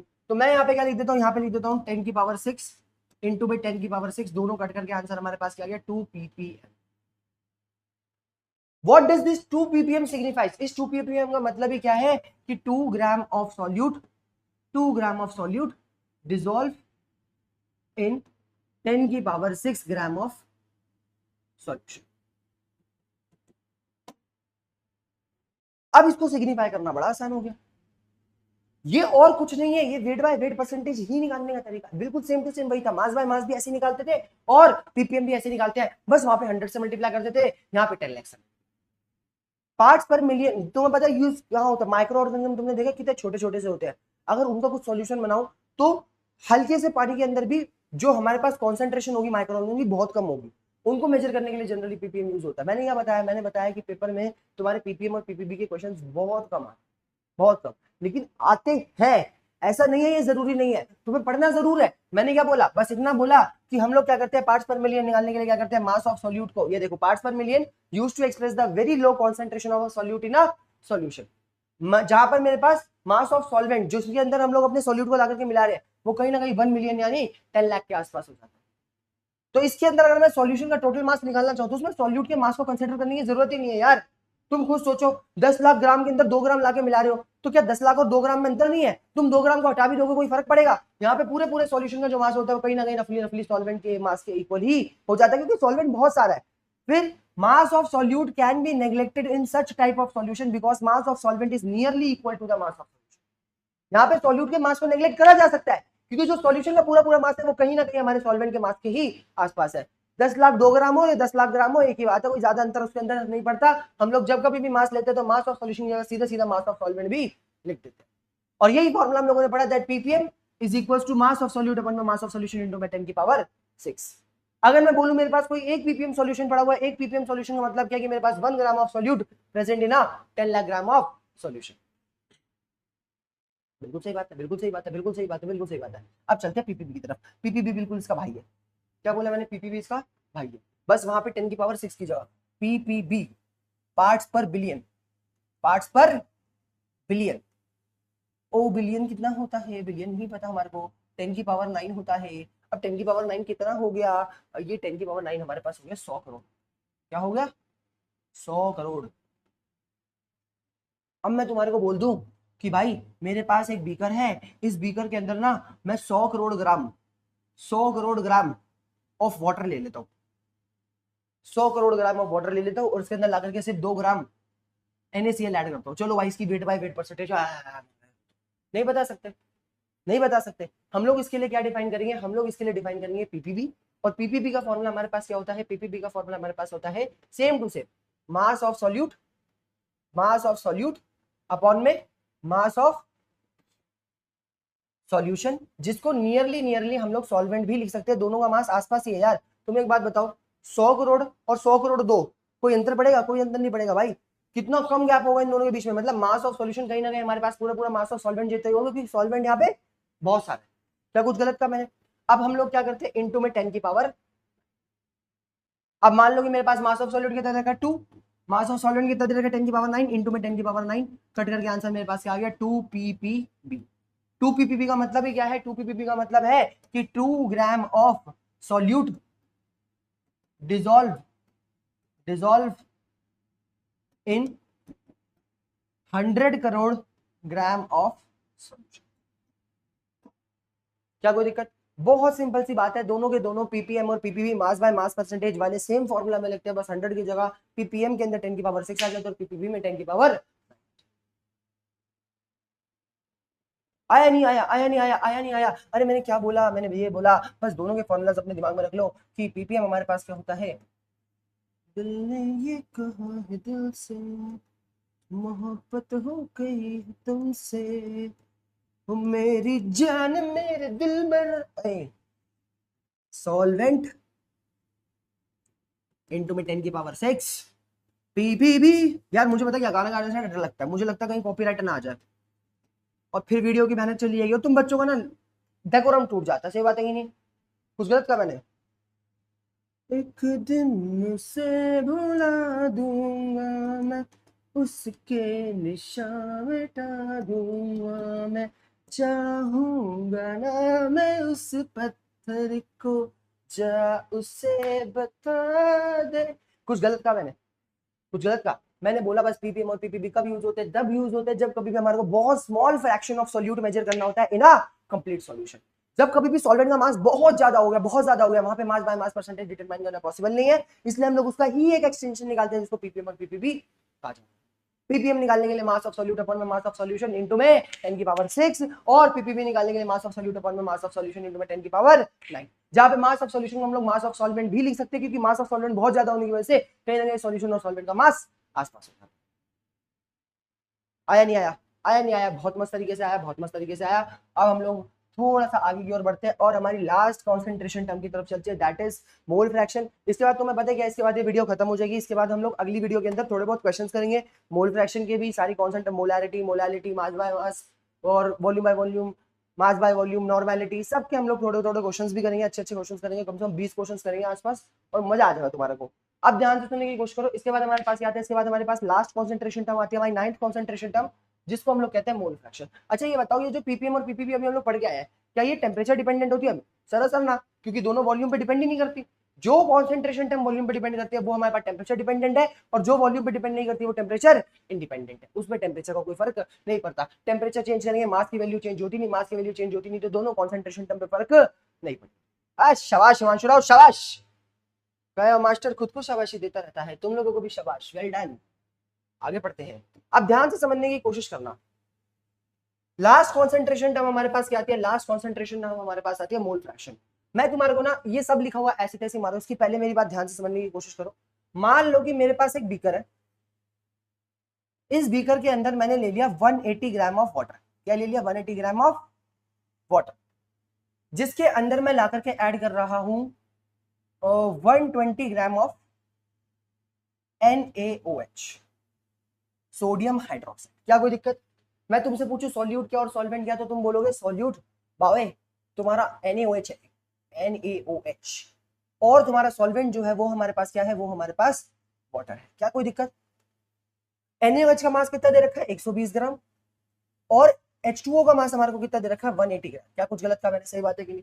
क्या तुम इससे मास बाय मास परसेंटेज निकाल सकते हो? बहुत इजीली निकाल सकते हो। मास बाय मास परसेंटेज निकालने के लिए हम लोग क्या करते थे, इन दोनों को ऐड करेंगे, हाँ कि ना, मास ऑफ सॉल्यूशन आ जाएगा, मास ऑफ सॉल्यूट अपॉन में मास ऑफ सॉल्यूशन इनटू में 100। अरे बहुत इजी है, कॉन्सेंट्रेशन मेजर कर जा सकती है। बट इसी सेम केस के अंदर कॉन्सेंट्रेशन को मेजर करने का एक तरीका और है। मैं क्या करता हूं, मैं पूरे बीकर के अंदर वाटर के और NaOH के मोल्स निकाल लेता हूं कितने हो। अब किसी भी गिवन कंपाउंड के मोल्स निकालने के लिए अगर मैं वाटर के मोल्स निकालना चाहता हूं, मोल्स ऑफ वाटर निकालना चाहता हूं, तो क्या करूंगा, गिवन मास मेरे पास कितना है, गिवन मास है 180 अपॉन में मोलर मास हमारे पास होता है 18, दोनों कट करके आ गए 10। मतलब पूरे सॉल्यूशन के अंदर मेरे पास 10 मोल्स ऑफ वाटर पड़े हुए। क्या पड़ेगा, 10 मोल्स ऑफ वाटर पड़े। बहुत इजी है। मैं NaOH के मोल्स निकाल लेता हूं, तो मोल्स ऑफ NaOH निकालने के लिए क्या करेंगे, गिवन मास हमारे पास 180, मोलर मास कितना होता है, Na का होता है 23, 16 और 1, 23 प्लस 1 24 हो गया, 24 प्लस 16 हमारे पास 40 हो गया, कट करके 40 और 3 मेरे पास 3 मोल्स ऑफ NaOH पड़े हैं। क्या बोला मैंने बोला कि मैं क्या कर लेता हूं, दोनों के मोल्स निकाल लेता हूं, और मेरे पास अब क्या है, मेरे पास पूरे सॉल्यूशन के अंदर इन दोनों के मोल्स आ चुके कि मेरे पास वाटर के कितने मोल्स पड़े हुए, 10 मोल्स पड़े हैं, और NaOH के कितने मोल्स पड़े हुए, NaOH के मोल्स पड़े हुए मेरे पास 3। कैसे निकाला, गिवन मास अपॉन में मोलर मास। अब मोल फ्रैक्शन क्या होता है, इसको समझने की कोशिश करना। अगर मैं किसी भी सब्सटेंस की मोल फ्रैक्शन निकालना चाहता हूं, फ्रैक्शन हमेशा टोटल में से देखी जाती है। जैसे मान लो मैं तुम्हारे को समझाना चाहूं कि तुम्हारे पास 8 इक्लेयर्स पड़ी हुई है और 2 5 स्टार पड़ी हुई है चॉकलेट, हाँ कि ना। मैंने बोला कि तुम्हारे पास पड़ी हुई है 2 5 स्टार चॉकलेट। अब 5 स्टार इस पे भी ऐड लगा देगा और बोलेगा 5 star eat 5 star do nothing. हमारी मार्केटिंग ऐसी हो गया, 2 5 स्टार पड़ी हुई है और तुम्हारे पास पड़ी हुई है 8 इक्लेयर्स की टॉफी। क्या कोई दिक्कत? टोटल कितना सामान पड़ा हुआ तुम्हारे पास, 10। अगर मैं फ्रैक्शन देखना चाहूं तो टोटल 10 में से 2 तुम्हारे पास क्या है, 5 स्टार। ये फ्रैक्शन हो गई 1/5, मतलब हर 5 सब्सटेंसेस में से एक तुम्हारे पास 5 स्टार होगी। टोटल 10 चीजें पड़ी हुई है जिसमें से एक तुम्हारे पास 5 स्टार। कैसे निकाला तुम लोगों ने कि जो गिवन अमाउंट तुम्हारे पास है अपॉन में टोटल अमाउंट कितना पड़ा हुआ। अगर मैं ऐसे तुम्हारे पास इक्लेयर्स का रेशियो देखना चाहूं तो क्या होगा, 8/10 कि टोटल 10 है जिसमें से 8 हमारे पास क्या पड़ी हुई है, इक्लेयर्स। दोनों को डिवाइड कर दोगे आंसर आ जाएगा 4/5, मतलब हर 5 चीजों में से 4 इक्लेयर्स होगी। बिल्कुल सही बात है, कुछ गलत कहा मैंने? फ्रैक्शन ऐसी तो देखी जाती है। तुम कहोगे मास्टर क्या सिखाना चाह रहा है हमारे को, ये तो बड़ी बेसिक सी बात है, समझने की कोशिश करो। ऐसी ही मोल फ्रैक्शन भी डिफाइन करी गई है। हमारे पास दोनों के मोल्स पड़े हुए हैं। Mole fraction for any substance is defined as the ratio of the moles of the substance in a solution upon में टोटल नंबर ऑफ द। मैंने बोला मोल फ्रैक्शन को डिनोट करा जाता है जीटा से। किससे डिनोट करा जाता है, जीटा से। और जीटा का फॉर्मूला हमारे पास क्या होता है, जैसे मान लो अगर मैं मोल फ्रैक्शन ऑफ NaOH निकालना चाहूं तो it is moles of NaOH, moles of NaOH अपॉन में total moles in a solution. Total moles of solution हमारे पास कितने, 30। मतलब टोटल 13 मोल्स में से 3 मोल्स हमारे पास कितने पड़े हुए हैं, 3 मोल्स हमारे पास NaOH के पड़े। अगर मैं फॉर्मूला देखना चाहूं तो मोल fraction of NaOH is equal to moles of NaOH अपॉन में मोल्स इन अ सॉल्यूशन निकालने के लिए moles of NaOH and plus moles of H2O. It is defined as the ratio of the number of moles of one component to the number of moles of all component present in a solution. इससे भी better definition लिखेंगे। क्या बोला मैंने, इससे भी better definition लिखेंगे। और डेफिनेशन क्या लिखेंगे, डेफिनेशन लिखेंगे that mole fraction is defined as the ratio of moles of substance present in a solution to the total moles present in a solution. क्या अब ये मुझे ये नहीं बता पा रहा, तुम खुद सोचो। कॉन्सेंट्रेशन मेजर करने के लिए हम लोग यही तो करते थे कि कितना अमाउंट ऑफ सॉल्यूट मेरे पास सॉल्यूशन में पड़ा हुआ है। ये भी तो यही बता पा रहा है कि हमारे पास 3 मोल्स ऑफ NaOH पूरे सॉल्यूशन के 13 मोल्स में से पड़े हुए हैं, हाँ कि ना। कितना सिंपल सी बात होगी। क्या कुछ गलत कहा मैंने? पक्का डन। अब मेरी बात ध्यान से, और अगर इसी जगह मैं moles of water, mole fraction of water निकालना चाहता तो मोल फ्रैक्शन ऑफ वाटर निकालने के लिए वाटर के कितने मोल्स थे, 10, और टोटल मोल्स कितने हैं, 13। जरूरी नहीं है मोल फ्रैक्शन सिर्फ और सिर्फ सॉल्यूट के लिए निकाली जाती है, सॉल्वेंट के लिए भी निकाली जाती है। सॉल्वेंट या किसी भी सब्सटेंस के लिए निकाली जाती है। और किसी भी सब्सटेंस के लिए मोल फ्रैक्शन का फॉर्मूला क्या है कि mole fraction of A is equal to moles of A upon में मोल्स ऑफ A प्लस में moles of. Mole fraction is defined as the ratio of the moles of the substance in a solution to the total moles in a solution. Mole fraction is of the solute is defined as the moles of the solute upon the total moles present in a solution. छी छी छी छी छी छी छी। Late the solution contain 3 substance. अब देखो पूरा पढ़ लो, यहाँ पे लिख रखा है थियोरेटिकल वे में, यहाँ पे 3 मोल्स पड़े हुए हैं, ए बी सी पड़े हुए हैं, टेम्परेचर के ऊपर डिपेंड नहीं करता। Let the solution contain 3 substances A B C, उनकी total moles N A N B और एन सी है। क्या कोई दिक्कत? अगर मैं सबकी मोल फ्रैक्शन निकालना चाहता हूं तो ए वाले की मोल फ्रैक्शन निकालने के लिए क्या करूंगा, उसके कितने मोल्स है अपॉन में टोटल मोल्स, बी वाले के कितने मोल्स है अपॉन में टोटल मोल्स, और ऐसे ही हमारे पास सी वाले के कितने मोल्स है अपॉन में टोटल मोल्स। इजी है, यानी मोल फ्रैक्शन निकालना बहुत आसान है, बेशुमार आसान है। दोनों के मोल फाइंड करो, तुमने दोनों सब्सटेंसेस के मोल्स फाइंड कर लिए पूरे सॉल्यूशन के अंदर कितने, फिर किसी की भी मोल फ्रैक्शन निकालनी है उसके मोल्स अपॉन में टोटल मोल्स। क्या कोई दिक्कत? बहुत इजी है, बहुत बहुत बहुत इजी है वाली चीज, छोटे बच्चों को समझाई जाती है। अब मेरी बात ध्यान से समझना, एक छोटी सी चीज हमेशा याद रखो कि मान लो मेरे पास एक बीकर है जिसके अंदर मेरे पास 2 सब्सटेंसेस है, एक ए है और एक बी है। मैं ए के मोल्स को मान लेता हूं एन ए की, मेरे पास टोटल ए के एन ए मोल्स है और बी के कितने मोल्स है, एन बी मोल्स। अब मैं तुमसे बोलूंगी भाई मुझे मोल फ्रैक्शन ऑफ ए बता दो कितनी होगी, तो तुम कहोगे मोल्स ऑफ ए उस सब्सटेंस के मोल्स अपॉन में total moles in a solution. क्या मैंने कुछ गलत कहा? अगर ऐसे ही मैं बी वाले की मोल फ्रैक्शन लिखना चाहूं तो बी वाले की मोल फ्रैक्शन लिखने के लिए मैं क्या करूंगा, मैं करूंगा मोल्स ऑफ बी अपॉन में total moles of solution n A plus n B. क्या मैंने कुछ गलत कहा? सही बात है कि नहीं? तुम कहोगे मास्टर तो बिल्कुल सही कह रहा है। एक छोटी सी चीज हमेशा याद रखना कि जो टोटल मोल फ्रैक्शन हमारे सॉल्यूशन की होती है, जो टोटल मोल फ्रैक्शन हमारे सॉल्यूशन की होती है वो किसके इक्वल होती है, 1। सारी फ्रैक्शंस का सम हमेशा 1 आता है। मतलब अगर मैं इस मोल फ्रैक्शन और इस मोल फ्रैक्शन को ऐड कर दूं तो आंसर हमेशा क्या आएगा, 1। प्रूफ करके दिखाऊं? मैंने बोला कि जो जीटा ए है और जो जीटा बी है इसका सम 1 के इक्वल आना चाहिए। जीटा ए की वैल्यू हमारे पास मोल्स ऑफ ए अपॉन में मोल्स ऑफ ए प्लस में मोल्स ऑफ बी, प्लस में इसका मोल्स ऑफ बी अपॉन में मोल्स ऑफ ए प्लस में मोल्स ऑफ बी। क्या हम लोग देख पा रहे हैं कि जो नीचे बेस है वो सेम है, नीचे बेस सेम है, बेस सेम है तो हम लोगों का एलसीएम क्या आ जाएगा, एलसीएम हमारे पास आ जाएगा Na प्लस में Nb, और ऊपर भी क्या बचेगा, Na प्लस में Nb, Na प्लस में Nb, दोनों कट करके आंसर हमारे पास क्या आ गया। मतलब कहीं ना कहीं हमारी सारी मोल फ्रैक्शन का सम किसके इक्वल होता है, वो इक्वल होता है। तुम कहोगे मास्टर इसका सिग्निफिकेंस क्या है? इसका सिग्निफिकेंस है, इसका सिग्निफिकेंस पता है क्या? इसका सिग्निफिकेंस ये है कि मान लो अगर तुमने एक की मोल फ्रैक्शन निकाल ली तो दूसरे को इसकी तरह निकालने की जरूरत नहीं है। तुम सीधा सीधा क्या कर सकते हो, अगर तुम्हारे पास एक ही मोल फ्रैक्शन है तो जीटा भी निकालने के लिए उसको 1 में से माइनस कर सकते हो, लो खत्म। और मोल फ्रैक्शन हमेशा लेस देन 1 होती है, हमेशा लेस देन 1 होती है, fractions are always less than 1। तुम खुद सोचो ना, मोल्स ऑफ ए ऊपर आ रहे हैं और moles of A plus moles of B नीचे आ रहे हैं, मतलब कहीं ना कहीं हमारा जो डिनोमिनेटर है वो न्यूमरेटर से ज्यादा और नीचे वाला नंबर बड़ा होगा तो आंसर हमेशा 1 से छोटा आएगा। मतलब ये दोनों फ्रैक्शंस कहीं ना कहीं 1 से छोटी और दोनों का सम हमेशा किसके इक्वल होगा, 1 के इक्वल होगा। अगर तुम्हारे पास मोल फ्रैक्शन ऑफ ए पड़ा हुआ है तो मोल फ्रैक्शन ऑफ बी निकालने के लिए उसको क्या कर सकते हो तुम लोग, 1 में से माइनस कर सकते हो। क्या कोई दिक्कत? जैसे एक बहुत प्यारा सा क्वेश्चन हम लोग ले लेते हैं, बहुत प्यारा सा क्वेश्चन हम लोग क्या ले लेते हैं कि मान लो मेरे पास क्या है, मेरे पास एक बीकर है, इसके अंदर मेरे पास 360 ग्राम वाटर पड़ा हुआ है और इसके अंदर ला करके मैं 117 ग्राम ऑफ NaCl ऐड कर लेता हूं। क्या कोई दिक्कत? मैं तुम्हें बोलता हूं find the mole fraction of NaCl and water in the given solution. तो मोल फ्रैक्शन फाइंड करने के लिए सबसे पहले तुम्हारे को दोनों के मोल्स पता होने चाहिए। मैं क्या कर लेता हूं, मोल्स ऑफ वाटर निकाल लेता हूं। सबसे पहले मोल्स ऑफ वाटर निकालने के लिए क्या करूंगा, गिवन मास कितना है 360 और मोलर मास हमारे पास होता है 18 2 36 20 मोल्स हमारे पास।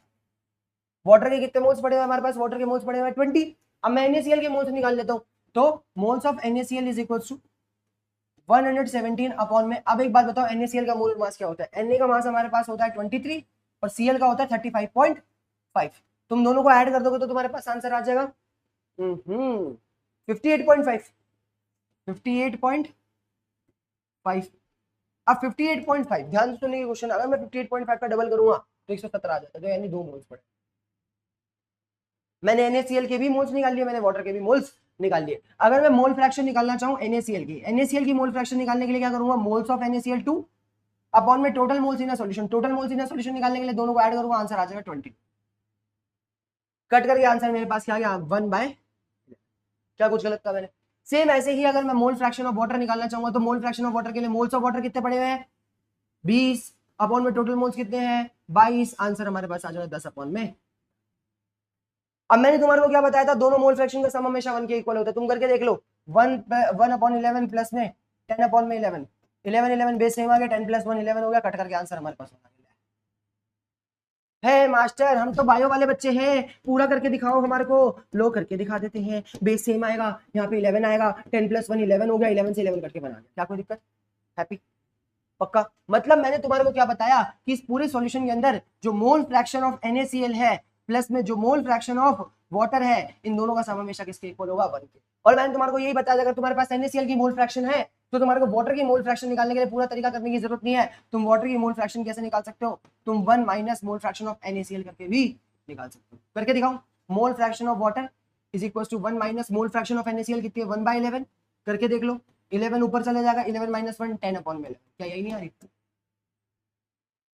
तुम कहोगे अरे मास्टर ये वाला तरीका तो बहुत आसान है, ये वाला तरीका अभी आसान है क्योंकि फिगर्स आसान दिए मैंने तुम्हारे को। आगे जाकर के जब कॉम्प्लेक्स नंबर्स आते हैं ना, मतलब मुश्किल मुश्किल नंबर देते हैं वो लोग, तुम लोगों को कैलकुलेशन टिपिकल देते हैं, तो तुम लोग सीधा सीधा क्या करते हो, जब पॉइंट में निकालना होता है तुम्हारे को, तो तुम सीधा सीधा एक की मोल फ्रैक्शन निकालते हो, दूसरी की निकालने के लिए उसको 1 में से माइनस कर देते हो, बार बार कैलकुलेट करने नहीं बैठते। क्या कोई दिक्कत? ईजी है या नहीं? हम लोगों ने कितनी छोटी सी चीज पढ़ी, that mole fraction of any substance is defined as the ratio of the total number of moles of that substance in a solution upon में total number of moles of all substances in a solution. क्या कोई दिक्कत? Moles of substance upon में moles of solution, बस इतना। अगर हमारे को यहाँ पे ए वाले की मोल फ्रैक्शन निकालनी थी तो ए वाले के मोल्स अपॉन में टोटल मोल्स, बी वाले के मोल्स अपॉन में टोटल मोल्स और सी वाले के मोल्स अपॉन में टोटल मोल्स। और सारी मोल फ्रैक्शन का सम हमेशा किसके इक्वल होता है? हमारे पास 1 के। क्या कोई दिक्कत? अरे बहुत इजी है, बहुत इजी है, बहुत इजी है। एक क्वेश्चन भी तुम्हारे को दे रखा है, चलो भाई तुम्हारे लिए क्वेश्चन भी देख ही लेते हैं हम लोग। तुम कहोगे मास्टर क्वेश्चन करवाओ, क्वेश्चन करवाओ। अब देखा, अब इसके अंदर कैलकुलेशन टिपिकल आ जाएगी। तुम्हारे को बोला गया एक solution prepared by mixing of 100 gram of water and 100 gram of ethanol, calculate mole fraction of both of that. तुम्हारे को एक सॉल्यूशन दे रखा है जिसके अंदर वाटर, हमारे को मोल्स ऑफ वाटर निकाल लेते पहले। मोल्स ऑफ वाटर निकालेंगे, हमारे पास आएगा 100 अपॉन में 18 गिवन मास अपॉन में मोलर मास। और ऐसे ही मोल्स ऑफ इथेनॉल अगर मुझे निकालने होंगे तो मोल्स ऑफ इथेनॉल निकालने के लिए C2H5OH निकालने के लिए क्या करूंगा, गिवन मास कितना है मेरे पास, गिवन मास है 100 ग्राम, और मोलर मास मेरे पास C2H5OH का कितना होगा ये देख लेते हैं। C2 है, C2 हमारे पास होगा 24, 12 12 24, H6 है, प्लस में ऑक्सीजन हमारे पास 1 है 16, तो टोटल मास हमारे पास आ जाएगा 40 प्लस 6 46 46। क्या कोई दिक्कत? ये आ गया हमारे पास 46। डन। अब देखो मैंने तुम्हारे को क्या बोला, तुम्हारे को मोल फ्रैक्शन निकालनी है दोनों की। तो अगर मैं मोल फ्रैक्शन ऑफ वाटर निकालना चाहूँ तो मोल फ्रैक्शन ऑफ वाटर क्या आएगी, वाटर के मोल्स 100 अपॉन में 18 अपॉन में टोटल मोल्स निकालने के लिए हम लोग क्या करेंगे, 100 अपॉन में 18 प्लस में 400 अपॉन में 46। क्या कोई दिक्कत? अब देखा, अब कैलकुलेशन टिपिकल है भाई, अब तुम सीधा सीधा सॉल्व नहीं कर सकते। करो 100 और 18 को डिवाइड, करो 100 और 18 को डिवाइड, लो जरा इनका एलसीएम एक बारी, तब तुम्हारे को पता लगेगा कितना मुश्किल है। सही बात कर रहा हूँ कि नहीं कर रहा? अब इस पर्टिकुलर केस के अंदर देखना, वो लोग पूरा पूरा डिवाइड करते हुए चलेंगे। उन्होंने मोल्स ऑफ वाटर को डिवाइड करा 100 अपॉन 18, उनके पास कितना आ रहा है, इसका आंसर रफली रफली आ रहा है 5.549, और अगले वाले का आंसर हमारे पास आ रहा है 2.10। मतलब अगर मैं दोनों के मोल्स लिखना चाहूँ, छी गलती हो गई, 100 अपॉन, मतलब अगर मैं दोनों की मोल फ्रैक्शन लिखना चाहूँ तो ऐसा भी लिख सकता हूँ, मोल्स कितने हमारे पास 5.549 अपॉन में टोटल मोल्स लिख सकते हैं हम लोग 5.549 प्लस में 2.10। क्या कुछ गलत का मैंने? अब तुम कहोगे इसको भी सॉल्व करो। अब सोचो इसको सॉल्व करना कितना टिपिकल है। इसको सॉल्व करते साथ ही मेरे पास मोल फ्रैक्शन ऑफ वाटर कितनी आ जाएगी, मोल फ्रैक्शन ऑफ वाटर आ जाएगी मेरे पास 0.724। क्या 1 से कम आ रही है? बिल्कुल सही बात है, 1 से कम ही आएगी, हमेशा 1 से कम ही आएगी मोल फ्रैक्शन, क्योंकि नीचे वाला नंबर कहीं ना कहीं ऊपर वाले नंबर से बड़ा। अब क्या एक बात बताओ, तुम मोल फ्रैक्शन ऑफ इथेनॉल निकालने के लिए, मोल फ्रैक्शन ऑफ इथेनॉल निकालने के लिए इथेनॉल के मोल्स 2.109 अपॉन में 5.549 प्लस में 2.109 ये करोगे, पगला जाओगे, पगला जाओगे ये करने पे। ये मत करो, सीधा सीधा क्या कर लो, हमारे को पता है कि अगर मुझे मोल फ्रैक्शन ऑफ इथेनॉल निकालनी है तो वो किसके इक्वल होगी, वो इक्वल होगी 1 minus mole fraction of water के। तो 1 माइनस 0.7248, सीधा सीधा तुम्हारे पास आंसर आ जाएगा 2.7 0.27। और यही बात होती है, यही बात होती है भाई। देखो उन लोगों ने भी 1 माइनस करके ही निकाला है, 1 माइनस करके ही निकाला है। इसके बाद हमारे पास relationship between normality and molarity आ चुका है, ये हम लोग पहले भी पढ़ चुके हैं, ऑलरेडी कवर कर चुके हैं, हम लोगों ने पढ़ लिया है। और ये खत्म करने के बाद हमारे पास कुछ क्वेश्चंस है, और एज आई मेंशन्ड क्वेश्चंस करवाऊंगा मैं तुम्हारे को एक अगली वीडियो के अंदर।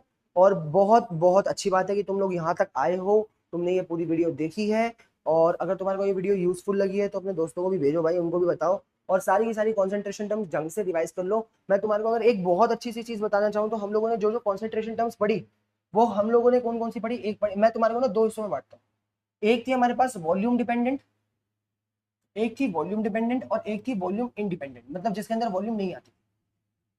अब वॉल्यूम डिपेंडेंट टर्म्स के अंदर सबसे पहले हमारे पास मोलारिटी पढ़ते हैं हम लोग, मोलारिटी के बाद नॉर्मेलिटी पढ़ते हैं हम लोग, नॉर्मेलिटी के बाद हम लोग वॉल्यूम बाय वॉल्यूम परसेंटेज पढ़ते हैं, फिर हम लोग वेट बाय वॉल्यूम परसेंटेज पढ़ते हैं, और इसके अलावा वॉल्यूम इंडिपेंडेंट के ऊपर हम लोग सबसे पहले मोलालिटी पढ़ते हैं, वॉल्यूम नहीं आती इसके अंदर, मोलालिटी पढ़ते हैं। मोलालिटी के बाद हम लोग पढ़ते हैं wait by weight percentage, PPM, PPB और मोल फ्रैक्शन। टोटल कितनी हो चुकी है? टोटल हमारे पास हो चुकी है 5 और 4 9, बिल्कुल सही है। अब ये सबकी सब वॉल्यूम के ऊपर डिपेंड करती है, और तुम्हें पता है वॉल्यूम टेम्परेचर के चेंज होने से चेंज होता है, तो these all are also dependent on temperature. Temperature dependent होती है, टेम्परेचर के चेंज होने से चेंज होती है, but these all are temperature independent. इनके ऊपर टेम्परेचर का कोई सा भी फर्क नहीं पड़ता, कोई डैश फर्क नहीं पड़ता। सही बात है कि नहीं? जितना वो हमारे पास टेम्परेचर का फर्क पड़ेगा सिर्फ इन 4 टर्म्स के ऊपर पड़ेगा, क्योंकि ये चारों की चारों किससे एसोसिएटेड होती है? वॉल्यूम से, और वॉल्यूम चेंज करने की वजह से हमारे पास टेम्परेचर चेंज करने की वजह से हमारे पास वॉल्यूम भी चेंज हो जाती है। वॉल्यूम चेंज होगी तो चारों की चारों कॉन्सेंट्रेशन, बस खत्म। बहुत अच्छी बात है, शाबाश कि तुम लोगों ने यहाँ तक आगे पढ़ाई करी। तब तक के लिए टाटा बाय बाय करते हैं, और अगली वीडियो में मिलते हैं। अगली वीडियो में न्यूमेरिकल्स करेंगे, ठीक है? ऐसे ही पढ़ते रहो, बाय बाय।